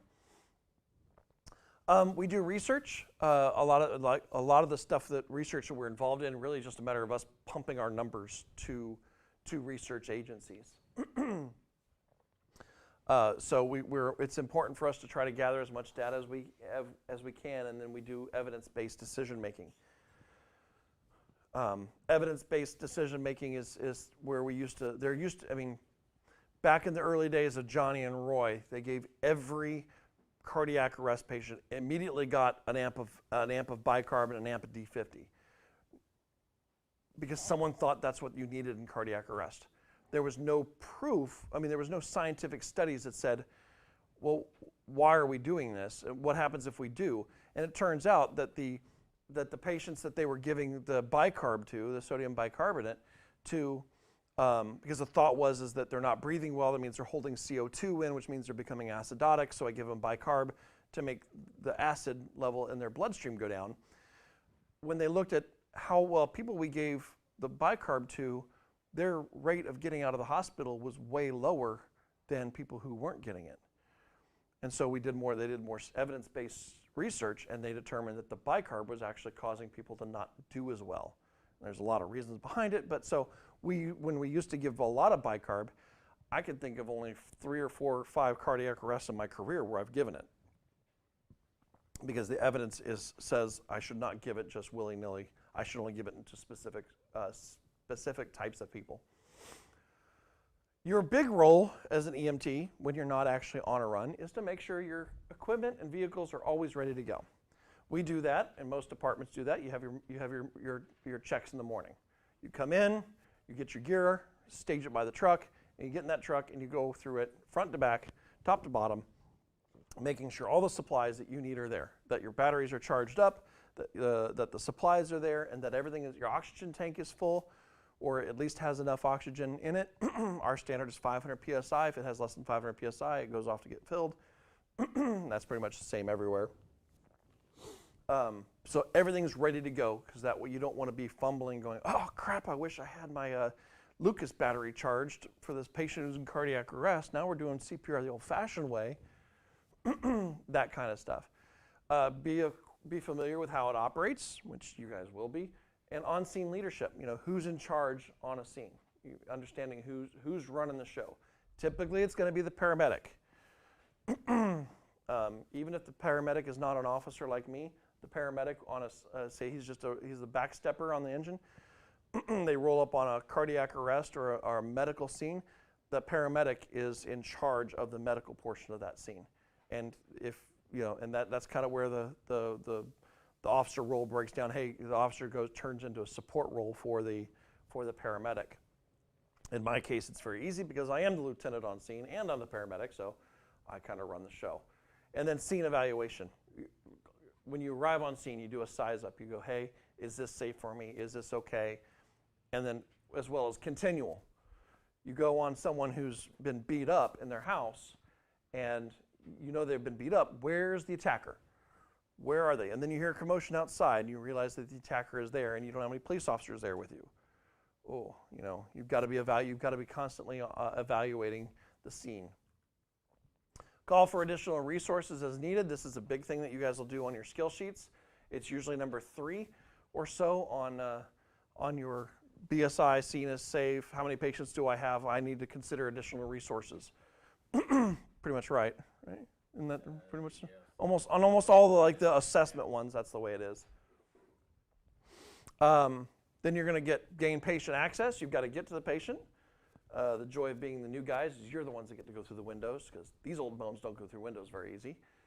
I'll do it, but it's better to send you healthy young people.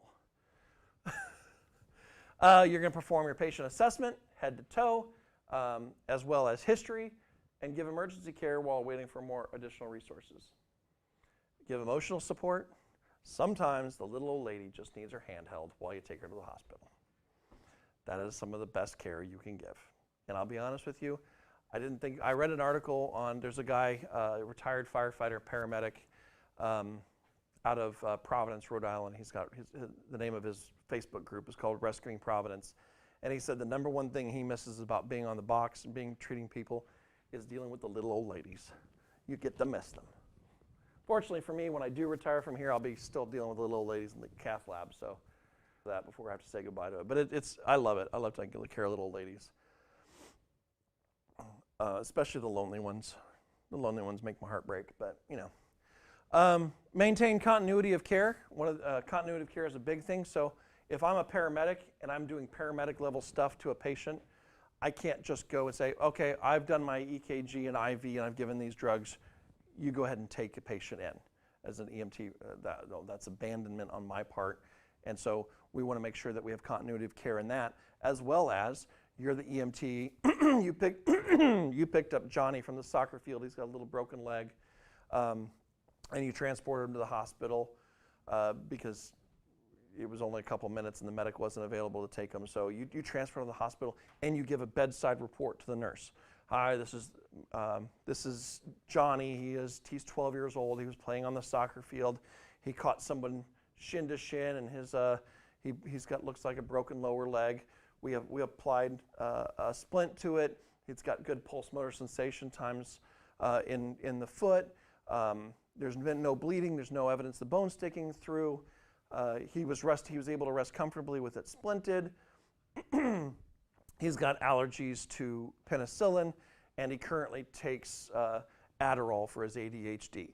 And you tell that to the nurse. The nurse goes, okay, thank you very much. And now she has that in her head, and she's been taking notes, or he's been taking notes. Don't want to be sexist here, right? Especially at Riverview, there's a lot of male nurses at Riverview. So the nurse takes the report, writes down notes, so that same level of care continues on into his treatment at the ER. We're going to ask you to uphold medical and legal standards. We're going to ask you to make sure that what you're doing is legal. You know, you're not doing things that you're not allowed to do, not operating outside your scope of practice, as well as we're going to ask you to do things that are ethically important. And HIPAA. Everything is about HIPAA. Privacy, Portability Act, but ensuring privacy. We are very, very much advocates of making sure our patients' information doesn't get out. So we're getting ready to get a new cath lab at the hospital, and they're going to be doing a lot of renovations in and around there. And one of the maintenance guys wanted to come in and take some pictures of our existing cath lab to see the setup and so on and so forth. He's like, oh, I just want to take a picture of these 4 monitors right here. And as he goes to take his camera, I'm like, whoa, there's a patient name and stuff on there. You need to wait for me to turn these monitors off or do something, because you're taking on protected healthcare, PHI, protected healthcare information, and putting it on your personal device. That's bad. No, get back. So you have to be that way about your patient's privacy. You don't want your information getting out there. You don't want all of us to know about the little disease you picked up in Shanghai, you know. So, if you don't want your information to get out unnecessarily, then you know that the patients don't want to have theirs get out either. I think most people are less concerned about that than the government is, because there's always a few that get hurt by it, but most people are generally like, I don't care, whatever, they just want to be taken to the hospital. But because there is chance for harm, we protect our patients. And that may even mean telling a police officer, no, they can't talk to your patient, that they're going to have to wait, or that the patient doesn't want to talk to them, and you're in the middle of providing health care to that patient, and they are not privy to that information, so therefore they can't get in the back of the ambulance. We very aggressively protect our patients' privacy. You should be concerned about it. Sometimes it seems a little asinine, but we should be. We're going to give administrative support, professional development, sustain community relations, and give back to the profession. I give back to the profession because I stand up here and I lecture brand new EMTs. I hope someday, as you guys develop in your career, you find a way to give back to your profession, whether it be the fire side or EMS side. I like to try to do both because I do both. Attributes, we want to make sure you have integrity, that you have some level of empathy, that you're motivated. We want you to look good and smell good, okay? Nothing drives me. When I was a nurse in the ER, nothing drove me up a wall more than to see people, EMS agencies come into transport, and they're untucked. They've got food all over their shirts. They're wearing, I'm not bashing volunteer ambulance services that are bringing in patients because they came out of the fields or off their jobs to take care of them. I'm talking the transport agencies. They're in torn and tattered clothing. They just don't look professional. You're like, really? You're not who I want taking care of my family. I want someone who, it doesn't have to be, they don't have to be in a uniform, but nicely dressed, well-groomed, well taken care of is very important. And self-confidence. One of the biggest things you can do to scare a patient is to act like you don't know what the hell you're doing, okay? If you don't know what the hell you're doing, act like it. Act like you are while you're saying, hey, pulling someone over saying, I'm a little lost, I need help. Just don't let the patient know you don't know what you're doing. Because the last thing you want them getting is more anxious, especially when they're already anxious and scared. And you're going, and when you pull up on a scene and you see someone's holding their arm, blood squirting out, the last thing they want to know is you going, oh dear God, oh my sweet Jesus, Lord in heaven, what are we going to do? You don't want that. Sorry for those of you who are streaming, that was probably really loud. But we don't want that. We need professionalism. We need self-confidence. Okay, yeah, hey, why don't we help you? Come sit down. Why don't we sit you down on the ground? We're going to lay you down because we're going to have problems with the blood pressure. Someone want to get me a tourniquet real quick and whip off the belt, whatever you have to do, and start taking care of the patient confidently because you'll be trained to do it. And training, constant training always helps develop the self-confidence. You'll get there. We'll start doing scenarios and you're going to be like, I think I would be, by the time you get done with school, you'll have it. Time management, communications, teamwork and diplomacy, these are all just stuff that, if you didn't have this before you got hired on here, you'll have it. We'll help instill it to you. Of course, I don't think you would have gotten hired if you didn't have at least some modicum of this. And even for you over there at Richmond. We like to think you got hired off a list. That means you're one of the best, right? No?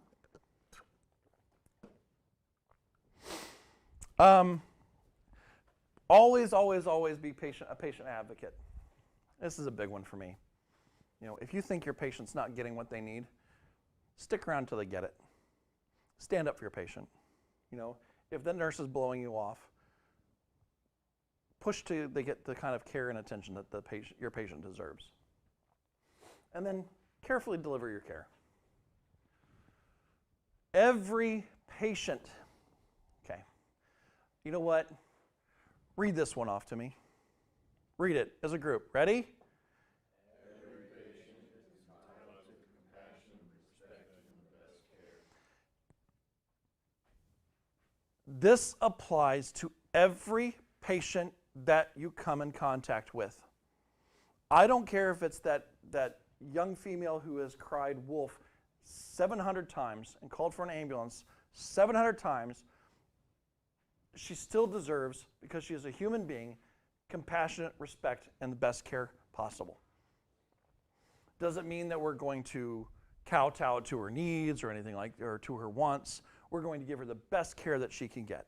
And she's going to be given compassionate care. Everyone deserves to be treated like a human being. I don't care if it's their own fault that they're in the situation that they're in. They deserve to be treated like a human being. You are going to find those patients that really tick you off. You're going to have them. I have a few of them that are frequent flyers that really make me mad. They don't treat me with respect. They just leave me alone, get me on the ambulance, dig me in, you know.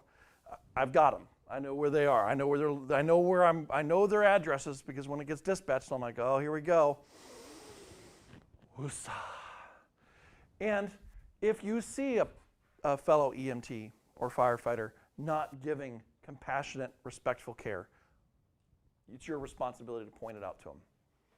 Everyone deserves it, whether they're a frequent flyer or a drug user or a homeless guy.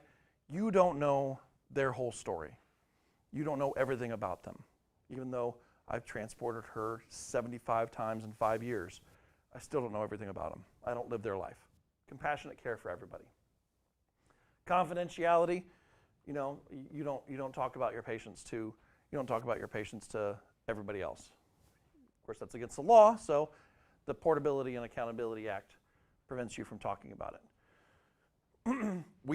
You'll hear me, I will tell you stories about patients because it's important for you to learn, and so will every other instructor that gets up in front of you will tell you stories about patients that we have. But I won't give you patient identifiers so you know who it is. Now, when you're on crew, you're going to know who I'm talking about. Well, we went on this one patient the other day, and everyone knows them because we've transported them a million times. But we talk about how this one patient did this, this, and this, and this is what we learned from this, this, and this. But it's not to try to bash that person's privacy. That's to learn, because we have a responsibility of passing on things that we learn to other people as well. And everyone wants to know those stories when you're at your family vacation or your family get-togethers, in coming years. Well, what's the worst thing you've seen so far? Is going to be asked. You're going to be asked that question. I don't answer it. I don't want to bring up those bad memories. I tell them that. I'm like, I'll tell you some of the interesting stories, but I won't tell you the worst things I've seen. I don't need to deal with that in my life anymore. I've seen enough bad things. All right, so review. You guys can review these questions on your own. Boop, boop, boop. And it'll help you prepare for your exam. It's always like the last 50 slides is all this review stuff. Great. 5-minute break. And we'll get into the next donning and doffing of medical PPE. I'm going to mute, so.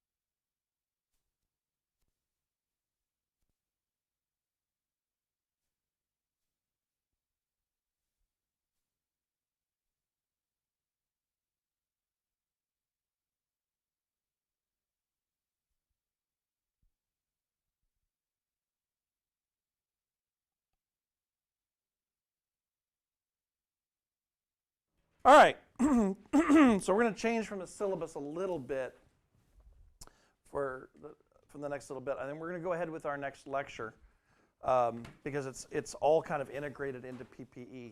There's my remote. Why'd you let me lose my remote? Man, can't trust you to do anything right. So we're going to just kind of go through this next lecture. We're going to work our way through it, and then we're going to hit how to put your PPE on and off while we do it, because it just makes more sense to me to do it that way rather than have a whole designated hour. This is how we put gloves on. This is how we take our gloves off. Although you will notice in your books in chapter 2, there is section skill drill 2-1 on how to properly take our gloves off. We will be practicing that because it's important for you to have a basic understanding of how not to contaminate yourself with dirty, nasty gloves. It's covered in brains and guts and blood and everything else. That is really bright blue. Gee, my Christmas. All right, to take care of others, we have to take care of ourselves. Okay, I think this goes without saying, right? If we're not ready to fight the fight, then we're not going to be ready to take care of our patients. All right, nothing worse than showing up and being combat ineffective because you're not mentally or physically prepared to do it. EMT training includes a recognition of the following hazards. We have neglect, environmental, and human-made threats, as well as physical and mental stress. The downside to our job, yeah, it's really exciting because we're all firefighters. You know, this is what we signed up for, to be firefighters, running into burning buildings, and saving babies, and all that fun stuff. The problem is that that's not all we do. We deal with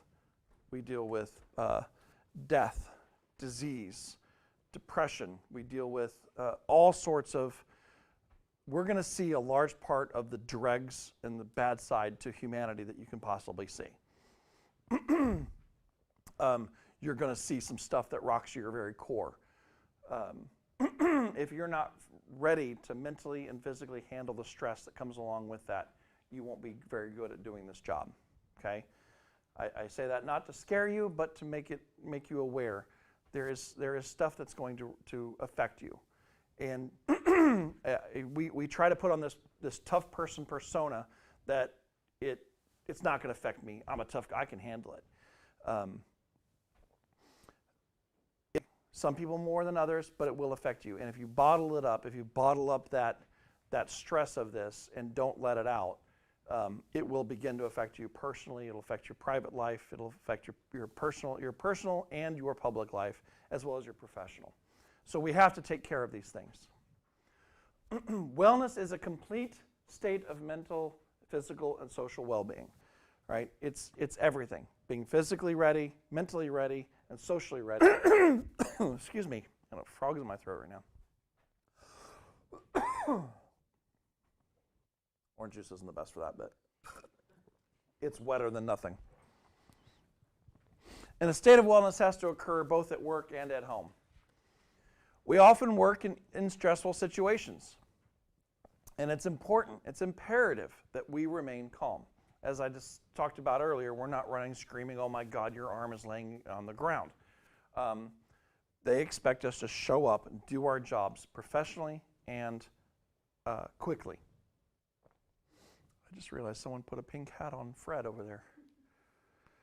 Okay. So we have to focus on the following three things. We have to focus on our personal safety, our scene safety, and our patient care. Okay? Our personal safety comes first, scene safety comes second, and patient care always follows in line third. Because if we don't take care of these first two, we can definitely not do number three. So one of the things we have to manage the stress of this job. We have to manage the stress of what we're going to deal with, what we're going to see, and part of that is to eliminate extra stressors. What does that mean? What is a stressor? A stressor could be just a particularly negative type partner. That we all know there are those that are just inherently toxic. They live off of being toxic, and sometimes those can create a lot more stress in the job and makes it much more difficult to do the job than it should. Changing your work hours. really you don't get much say in that because you're not going to go, I think I'm only going to work every fourth day instead of every third day. We can't. That's one we can't really change, right? We're expected to be here on our schedule. The modified Kelly for us Noblesville got people, well, all firefighters generally will all run a 3-shift cycle for whether it be 24/48 or the modified Kelly that we work. Every third day average, we're expected to be here for 24 hours. We can do a lot to change the work environment. Some of the things we can do is not give in to the negativity. We can find ways to improve morale. This is really for you guys, this is really more the responsibility of the officer on scene, on the station. And my job as a lieutenant is I notice that when things begin to get bad or, well, where's mine? I have to make positive changes. But that doesn't mean that you can't find ways to make a change in your work environment either. Cut back on overtime. You can work this job too much. You can work too much. It can cause. One of the reasons I left the ER. One of the reasons why I was so thankful when my boss at the cath lab came to me is because between working 24-hour shifts here and 12-hour shifts in the hospital, even though I was only doing 1 or 2 maybe a week at the hospital, the wear and tear, especially of COVID, was just, I didn't realize how bad it was getting. I didn't realize how bad it was getting until someone came to me and said, hey, when my boss came and said, hey, would you like to come work for me in the cath lab? And I was like, no, I love the ER, I love the ER. And then the next day, my wife and I were sitting there talking about the offer, and she's like, was she serious? I'm like, well, I think so. And she's like, it would be so much better for you to get out of having to deal with that, because you live that same life at the fire station, and now you're at the hospital, and it's all you ever see.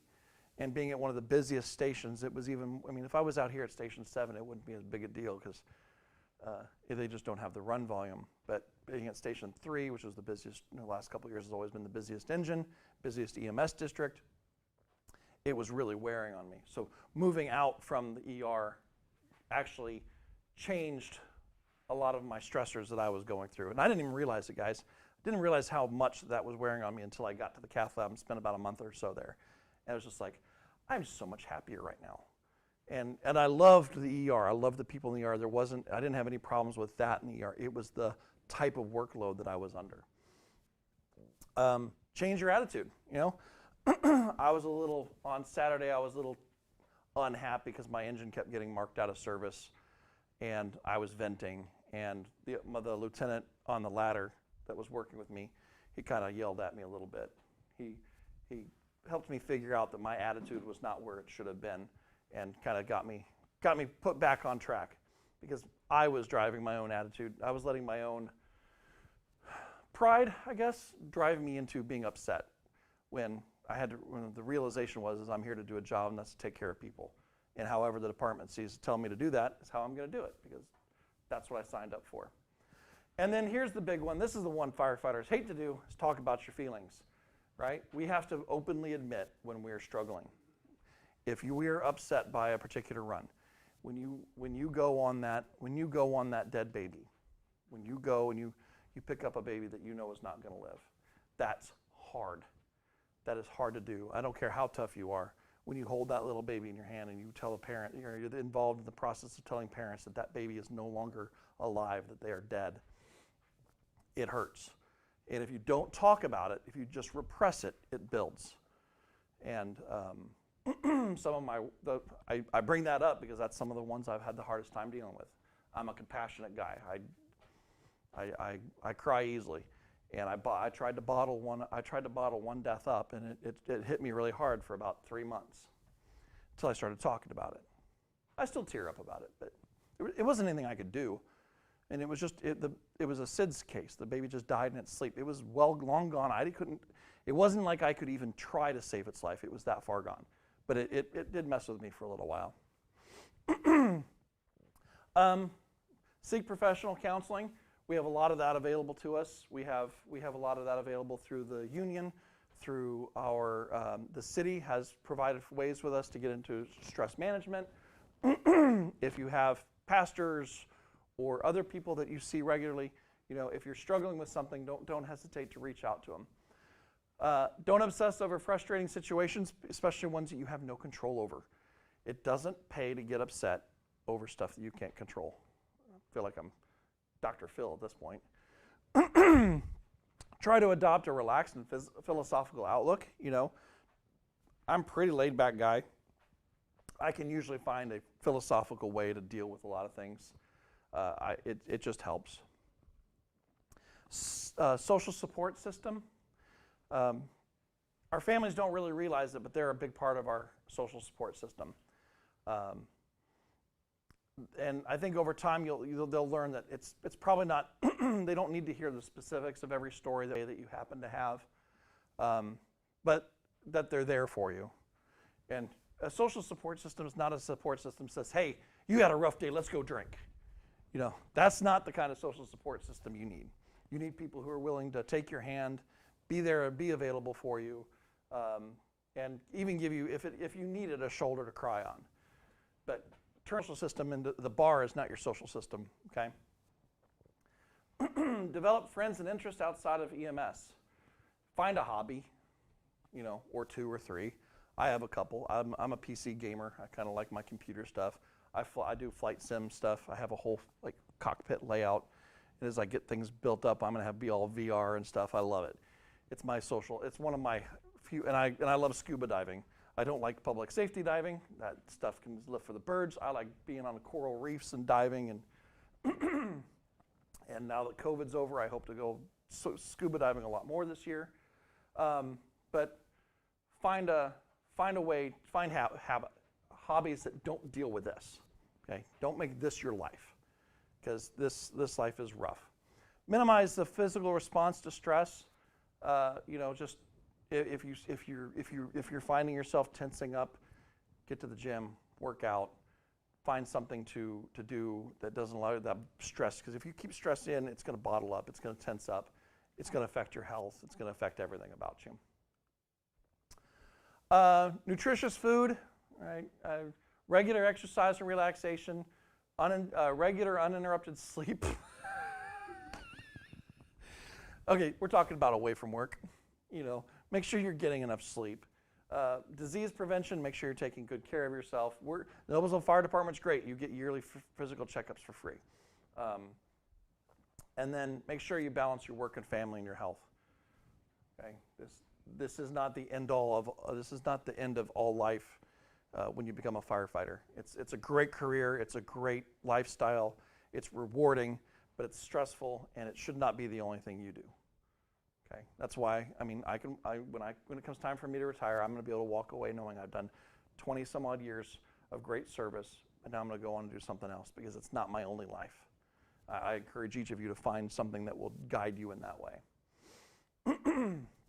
All right, so now we've talked about dealing with stress. Let's talk about infectious and communicable diseases. Okay, infectious disease is caused by organisms within the body, right? Viruses and bacteria primarily. Those are the organisms that are in the body that should not be in the body. We all know about COVID. We all know about the flu. We all know about HIV, hepatitis B, hepatitis C, hepatitis A. We could talk about meningitis, viral meningitis, and bacterial meningitis. There is a lot of stuff in this world that is trying to kill you. There's a lot of things that want to turn your body into a puddle of goo. And as EMS providers, you're going to come across a lot of it. You're going to find it. It's going to be all over the patients that you take care of. You're going to see it seeping and weeping out of every orifice you could possibly imagine, and then some. Because some people will have extra orifices inserted into their body because their bodies are so broken and badly diseased. I'm thinking colostomy bags and alostomy bags and suprapubic catheters and feeding tubes and J tubes and all the other chest tubes and everything else that we can possibly put in your body to try to keep you alive. You're going to find stuff leaking out of that. And that stuff leaking out of it is going to want to kill you. How many of you have heard of something called C. diff? C. difficile, okay? Colostrum difficile. C. diff is a bacteria that is naturally inside your gut. And when someone has been on antibiotics for a long period of time, it kills off all the bacteria in your system because it can't target the good or just the bad. It can't just target the bad, it targets all of it. C. diff is the most robust bacteria you have in your gut, and it likes to live through everything, including multiple rounds of antibiotics. And so what ends up happening is all the good bacteria gets killed off that's fighting the C. diff, and the C. diff blossoms and blooms. And now they have C. diff infected goo leaking out of their anuses all over the place. So this is going to be kind of gross. It is so highly transmittable that if you get it on your hand and you just happen to wipe your face, you probably just gave yourself C. diff. And you're going to be crapping your brains out for weeks. And if you can't get it, and you know what the answer to C. diff is? How much, anyone know? No, more antibiotics. So how effective do you think it is? It's not. Usually people suffer with C. diff for a long period of time. So you're going to be crapping your brains out for weeks. And it may get so bad that you have to have a poop implant. A donor poop has to be inserted into your rectum to try to get good bacteria inside you to stop the bad bacteria. This is why we wear PPE, folks. This is why we wear PPE, because there is stuff that's trying to kill you out there. Communicable diseases can be spread from person to person and from one species to another. That's one species to another is called zoonotic.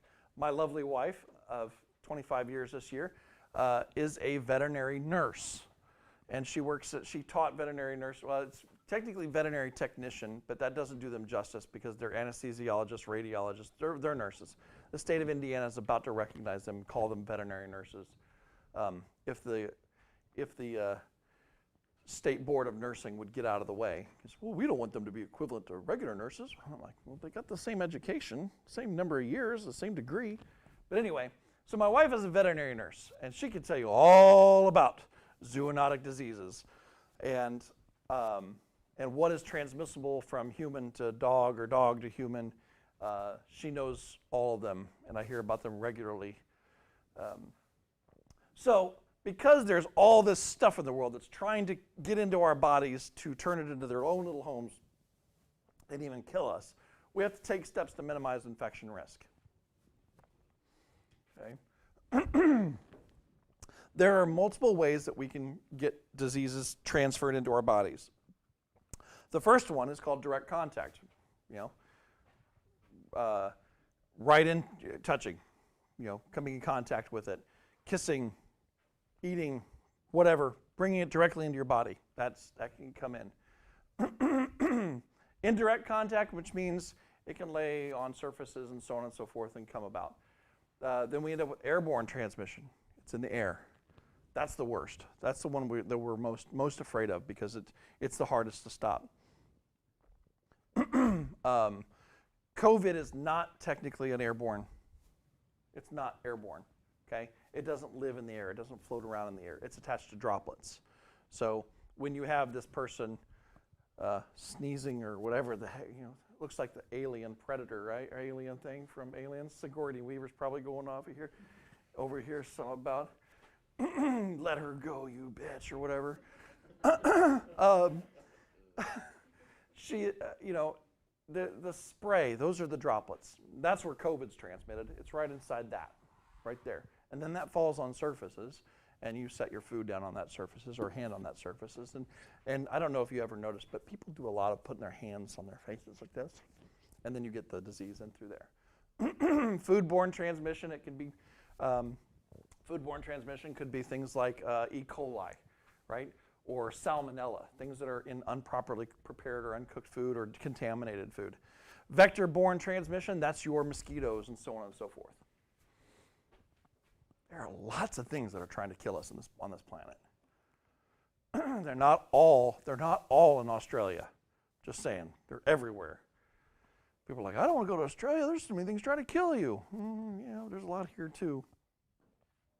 So the proper handling of bloodborne pathogens. So the CDC, which we all know very well by now, right after 2020 and beyond, are standard precautions. Personal protective equipment, patient care environment, and special circumstances. Patient care environment would be things like having rooms that are negatively pressured to suck the air out, to send it through filters, so we're not, if you have someone in a room that has, let's get away from COVID, but tuberculosis. Tuberculosis is a particularly really nasty little airborne virus. We put a patient like that in a negatively pressured room because it pulls the air out, filters it, and sends it out instead of seeping out through the doors and into other patients' rooms. Personal protective equipment, I think we all, masks, right? Masks and gloves and gowns and positive pressure units and SCBAs and fire gear. All that is what we cover under personal protective equipment. And then special circumstances. You know, there could be something so bad, you know, talking about, let's say, like the Ebola. You know, they were transporting people around in basically bubbles with Ebola. Proper hand hygiene, okay? Wash your stinking mud grubbers, okay? I'm being good because this is being recorded. You know, wash your hands. In the hospital, you wash your hands before you go into a patient's room and after you come in a patient's room. And we typically like to do it so that the patients see us doing it, even though we did it. If you don't have running water, use a waterless substitute. Okay. Does an antibacterial gel kill viruses?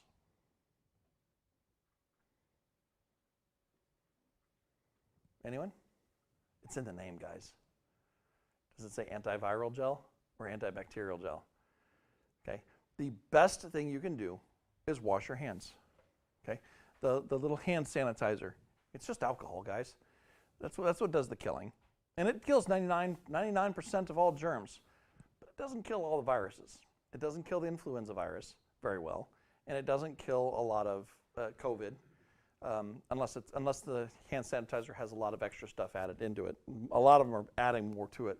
But all that hand sanitizer that came on the market when these breweries and other places all started making hand sanitizer, that was just pure alcohol.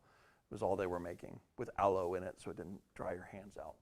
So your best bet for washing your hands, especially if you've had a patient that has had secretions in contact, is to wash your hands with soap and water. Sing happy birthday to yourself, wash your hands, get them good and scrubbed. If there is any possibility for exposure to blood or bodily fluids, you wear gloves. Okay? There are three different primary kinds. We have vinyl, nitrile, and latex. More and more people are developing latex allergies, so that we switch primarily to nitrile gloves. And then there are people who still have a problem with nitrile gloves, and they end up getting vinyl gloves. And it's more they're allergic to the processing powders and stuff that are in them. So if you happen to develop, if you're wearing gloves and you happen to start developing a rash, let the chain of command know, and they can get you a different kind of glove to help. Removal of gloves requires a special technique. Avoid contaminating yourself with materials on the outsides of these gloves. And we'll go over this when we come back from lunch, because by the time we get gloves distributed and everything, it'll be lunchtime. So we'll go over removing it. And for those of you in TV land, make sure you just follow along in the book. And when we get you here on Friday, we'll be able to start going over that stuff with you. Eye protection protects from blood splatters and droplets. Okay, that's why when we have a COVID patient, we wear eye protection, because as they're coughing, they're sending those droplets out. Those droplets can land in your eye and get in your fluids in your eye and give you the disease.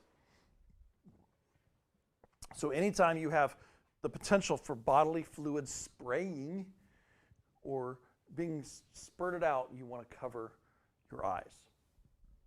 In the cath lab, all of our doctors wear goggles. All of our people that are in the scrub area of the cath lab wear goggles. And they wear goggles because they're driving catheters into arteries. What happens to artery blood? Right? It squirts out. So they're in spray risk. So they're wearing masks and gloves to prevent the blood from spraying them into the face. Your prescription glasses are not good enough. Matt, stand up. Turn around so everyone can see you. Hey, look, this say hi. Hi, Matt. His glasses do not provide protection from anything coming in from the sides. It'll take a direct shot, but it won't protect from the side. Safety glasses have to have protection top, sides, bottom, as well as front end. Okay. When COVID started, they gave us these goggles that stick on our faces. It's like the same goggles you might put on when you wear when you're on a old-fashioned motorcycle helmet. You know, kind of. They didn't breathe. They were awful. But we learned you don't need that much protection from it. You just need these kind of goggles these kind of glasses work very well for protecting from COVID. Face shields and goggles are best because it protects the entirety of your face. Gowns. This is another big thing. The number of times I've worn gowns before 2020 in EMS, 0. We carry them in the OB kits, but I've never delivered a baby out of the hospital, so I'm good with that. I never want to. I've always properly applied diesel to get them to the hospital. I've never had to deliver pre-hospital, and I'm okay with that. I'm fine with that. But so we never really wore gowns until COVID hit, and then oh gosh, we're all wearing gowns. We're wearing gowns, goggles, gloves, everything. You may not have enough time to put a glove, or easy for me to say. You may not have enough time to put a gown on all cases, but wearing proper PPE, when we're on a car accident scene or something like that, we're working on extrication of patients. Your PPE is adequate to protect you from that stuff. Then just clean it off afterwards. Like I said, it may not be practical in many situations, but if we're going into a patient where we expect there's some sort of contagious disease or something like that, it doesn't hurt to throw one of these little plastic gloves on and gowns on. And it's really just to prevent it from coming to rest on your clothing. You can get rid of it, take it off, and you can put it in the bin and get rid of it. Wear a standard surgical mask for fluid spatters, okay, which is, this is a standard surgical mask. This works very well for most blood splattering or emesis or stuff like that that's coming out of a patient. If the disease is airborne, then you want to make sure you're wearing a particulate respirator. One of the misnomers about contact with COVID was people were like, well, COVID itself is smaller than what the particulate filter can filter out. That's true, except the COVID virus is never out by itself. It's always attached to droplets, and droplets are much bigger than that. Now the droplets have a chance of getting through this, especially if you're in full face contact with a patient. So that's why the N95 or P100 or particulate filter is effective if you know you're in close proximity to someone who's got it. But these do help stop the spread. When performing ventilation, make sure you use a barrier device. This is when they're talking when you were doing CPR. Make sure you have, if you're doing, I've never done mouth to mouth, but that's what they're talking about. There's something to protect you from the secretions in their body. If you don't have a barrier device, just do hands-only CPR until you can get something there to bag them. Proper disposal of sharps. In your time, you may have sharps that you get dealt with. Most of the sharps that we deal with are safety, like when we start an IV, the needle portion of the angiocath retracts into the handle, so it's out of the way. Occasionally, though, that will fail. You push the button and it doesn't retract, it's broken or something inside.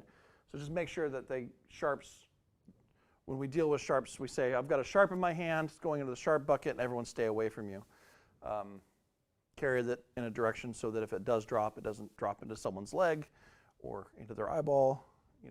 Just be safe about it. Don't run with scissors, don't run with sharps. Anyone like to run with scissors?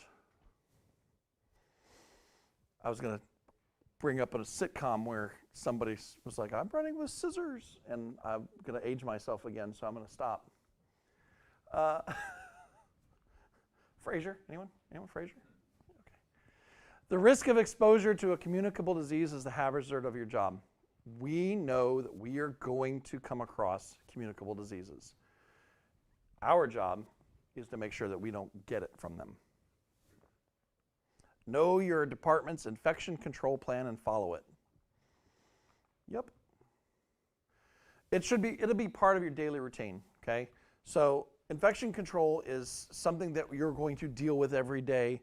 It's going to become so mundane and part of your day that you're going to do it without even thinking about it. You're going to clean your ambulance up after every run you go on. That means you're going to wipe off, if it's an ALS run, you're going to wipe off the monitor, wipe off the blood pressure cuff, wipe off the seats, wipe off the cot, wipe off the handrails, and everything else that patient could have touched. You're going to clean that stuff up. You're going to wear gloves, and you're going to wear gowns, and you're going to take those off, and so you don't cross-contaminate. If you're assigned to be the driver for the day, you're going to help get the patient in the back of the ambulance and get everything situated. Then you're going to get out of the ambulance. You're going to take your gloves off and you're going to put it in a trash can before you get in the front seat of the ambulance and grab that steering wheel. Nothing angers me more than to see someone driving to that. Now, you can put your gloves on before you get to the scene. When your lights and sirens and you're driving there and you've got your gloves on, ready to get out the door, ready to get out and work. I actually encourage people to, unless you have those gloves on before you pull out the bay, put them on when you get there. Don't take your hands off the steering wheel to put gloves on, please. Drive, get there, gloves. When you get out of the patient compartment and you go to drive to the hospital, take those gloves off because I don't want that shit on the steering wheel, on the radio knob, on the speaker volume, on the radio. Everything else that you could potentially touch is now potentially contaminated. Take those gloves off. Don't drive to the hospital with gloves on. End of soapbox. Immunity. So even if the germs reach you, you may not become infected because you may be immune, right? You may take that patient that's got measles to the hospital, and you've had your measles shot, and you've got antibodies, so you may not get it. Things you can do to prevent to not get sick from something is preventative measures. Maintain good health, right? We talk a lot about all the people that have died with COVID, okay? The vast majority of people that have died with COVID, not all, but the vast majority of people that have died with COVID had a lot of comorbidities. That's a big word that a lot of people have spouted out. They're like, well, these people didn't die of COVID, they died because they have heart disease. Well, the heart disease, yeah, was underlying, but the COVID made it so they died today. Because let's be honest, how many of us think we're going to get out of this life alive? Anyone? Anyone? No, we're all going to die of something. Okay? It's just a matter of what makes us die sooner, right? Did we die 10 years before we would have because we got COVID, or because we got the flu, or because we got the Zimbabwe and botfly disease? I don't know. Is that what caused us? But one thing we do know, that your body fights infections a lot better if you're healthy, if you're eating right, if you're exercising, if you're doing your body good. And my little soapbox is everything in moderation, right? I don't think it's wrong to drink a soda. I think it's wrong to drink 60 ounces of soda in a day. I recently cut it out of my diet, and I dropped 10 pounds. I was like, ooh, because I started off with the good stuff, right? The Coke Zeros, no sugar, right? And then I graduated straight to Dr. Pepper, and I was drinking Dr. Pepper like it was going out of business. And I realized I feel really crappy. I'm almost 240 pounds. I don't like to be more than 230. Lost the weight. Get your immunizations. I'm a big vaccine fan. I'm not a conspiracy theorist. I trust the science, and it's there. Post-exposure management. Okay, so let's say what happens if I get exposed? What happens if that patient pukes in my face before I can get my PPE on? We didn't realize what we were going on. I've got this exposure. Well, you should turn care over to another EMS provider, because at this point it becomes, let's take care of you. Okay, so let's take care of you. Clean the exposed area. So Rinse if necessary, eyes if necessary for 20 minutes. We'll teach you how to do that. We'll run saline bag into a nasal cannula so it flushes your eyes out. Activate your infection control plan. We have one. We have things we can do to draw your blood and get things rolling. Plus, there are laws that allow us that if you get exposed to a patient, by law they cannot deny us the right to test their blood for HIV or whatever. Ryan White law. They still get their consent. Almost everybody says okay, but there are laws to protect us, allow us to get people's blood if there's an exposure. So begin protecting yourself as soon as you're dispatched. That goes same way with fire or EMS. We begin to protect ourselves as soon as we're dispatched. And then continue to protect ourselves once we're on scene. Some scene hazards, hazardous materials, electricity, fire, vehicle crashes, all the reasons why we're there in the first place, right? That's the reasons why we're there in the first place is the things we have to protect ourselves from. Okay? Before you grab that handle to that car to check on that patient's status, do that 360, walk around that car, look for those power lines, look for that hazard that you didn't see when you drove up and did your size up from the windshield. And when you walk into a building and you see you've got unknown problem, you walk in and you see 5 people laying on the ground all in one area, back out, okay? Make sure it's not a hazmat situation that's caused 5 people to go along. Have you guys ever heard of the word copological indicator? When you pull up to a hazmat scene, you make sure that you're at least further back than the closest dead cop to you. Because they're running in, because they like to run in. They run into smoke-filled buildings without PPE on all the time. They run in because that's what they do, and God bless them. Bless their hearts. They run in and they don't recognize the hazmat situation and they collapse. We call those copological indicators. That tells us our minimum safe distance. That's a joke. I love you, Blue and Blue. Love you. I hit the microphone. That probably was loud. My bad. Protective clothing, preventing injury. Cold weather clothing. Make sure you're dressed appropriately for the weather that you're dealing with. What was good 2 weeks ago is not going to be good in 2 months. You're going to be overheating. Turnout gear, make sure you're wearing it. Eye protection, ear protection, skin protection.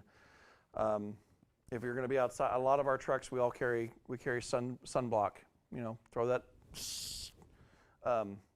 If we're down in some of the creek beds and stuff around here on a car extrication, you're going to want off because there's a lot of mosquitoes down in those creek beds, and you might be sitting in them for a while. I've had to do that several times on PIs down in a swampy area, doing patient care in the back of a car where they're trapped. Yeah. Let the patient know who you are and what you're doing. So we're moving on to caring for our patients. Okay, quarter till. Let them know who you are and what you're doing. Okay, it's reassuring for people to hear, "Hey, my name is Chris, and I'm here to take care of you." I do not identify myself to patients by my rank. I do not say, "I'm Lieutenant Paramedic Chris McClure, and I'm here to take care of you." "Hi, my name's Chris. I'm with the fire department. I'm a paramedic. I'm here to help you and take care of you. Can you tell me what's going on?" We do that. We say that when you do that, when you approach a patient that way, it instantly calms them. It gives them an idea that you're not only a professional but you're personal, and they do very well with that. And let them know, I am here to help you. I'm here to help you. I'm going to do what's best interest for you. You don't appear to be badly injured at this time, so I'm going to check on the person on the other side of the car. So please, I'll be right with you, or one of these other gentlemen will be with you very shortly, but I need to make sure that everyone else is okay as well. Tell them that they're going to be taken care of, and they will be much more calm. Their responses, they're going to have anxiety, they're going to have pain, fear, anger, they may even be depression, dependency, guilt. We call the 5 stages of guilt, or the 5 stages of grieving. Guilt, and losing them off the top of my head, but denial, anger, bargaining, grief and acceptance, all of those play in. You may see all those within 5 minutes of a patient, or you may only see the anger, or you may only see the depression portion of it, depending on when and where it all happened. When you're communicating with them, avoid sad and grim comments. One of my favorite stories is we had a motorcycle accident. It was when I was stationed here. At that time, we only had 4 guys, 2 guys on the ladder truck and 2 guys on the ambulance. And we got dispatched to a motorcycle accident at the corner of 166th Street and Bowdoin Road. And we get there, and this guy on the motorcycle had been doing like 55, 60 miles an hour, and he got T-boned. And he's laying in the middle of the road. He's conscious, and I'm in my zone. I'm working. I've decided to fly him because he's not in good shape. And I'm like, okay, I need a blood pressure. I want to give this guy pain medicine. I need blood pressure. Out loud I say, well, I can't get a blood pressure on that arm and that arm and that leg and that arm because they're so fucked up. God, this guy's fucked up. I didn't realize I said it out loud. My lieutenant, John Melson, he looked at me and he said, McClure. I went, what? He goes, shut up. I went, oh crap. Because I just told the patient he was fucked up. Pardon my French, la la land, or TV land. But I just told this patient that I didn't know what to do because he was so effed up. And I didn't mean to. It was just in my head. I think things through. I have to logically work things out. So avoid saying things like that to your patients. They appreciate a little bit of, they appreciate honesty, but they also appreciate a little bit of optimism. Not to go overboard, not to say, oh, they're going to be just fine when their head is in a million pieces laying on the ground. That's not the way to handle it either. Orient the patient. Tell them when they're like, oh, what happened? Well, you were involved in a bad motorcycle accident. You have a significant amount of injuries, but we're doing everything for you. Be honest with you. Am I going to die? That's the hard one to answer. Well, I'm certainly going to do my very best to make sure you don't. You've got the best people here to take care of you. Don't lie to them. Okay? Don't lie to them. Say, oh, you're going to be fine. Okay? Or tell their family members, oh, they're going to be fine. Don't lie to them. They know when you're lying. Allow for hope. Right? That's what I said. Give them hope. Give them something to look forward to. Locate and notify family members. Critically injured children, you're going to get them. Make sure that you do everything in your power to have a family member that they relate with there. Whether it be mom, dad, grandma, nana, whatever you want, someone to be there for that child. Because if they can latch onto that comfort with knowing that their caregivers are with them, it makes it a lot easier for them. It settles them down, and it helps them. The death of a child is horrifically tragic. Even if there's nothing you can do for them, and this is something that I've made it a point to say in my career, I'm sorry about the one I told you about earlier, the dead child. I sat there with them and said, "Is there anything I can do for you? Can I get you a pastor? Can I call your pastor? Can we get your family members to come? Is there someone who can come, a family member who can come and help with your other child while we're dealing with this?" Because the other child was sitting in the room crying on the floor because they realized their 18-month-old sister has just died and he's only 5 or 6. So is there anything I can do with them? Or mom and dad are sitting there crying and holding the dead child. Go sit down with that. You're going to see people die in front of you. You're going to watch people walk in, you're going to walk in, they're going to take their last breath right in front of you, and they're going to die. Sometimes it happens without any warning. Other times they're in hospice, they're at home. Recently I had a patient where we were dispatched for a sick person. That's what we get dispatched for. Turns out it was a patient who was on hospice. And the night before, so this is like 9 o'clock in the morning, the night before, the family decided they wanted to rescind hospice and have her taken to the hospital for curative efforts. She was in the active phase of dying, which when there is a process by which the body shuts down when it's done, and it's pretty much irreversible. And she was actively dying. We get there, and I'm talking to a home health care nurse who's there, who's like, I don't know what to do. I'm like, okay, well, what do they want us to do? I'm like, okay. As we turn and look, she stops breathing. I check for a pulse. There's no pulse. I look at the family. I says, do you want me to do CPR? And they're like, yes. We start doing CPR.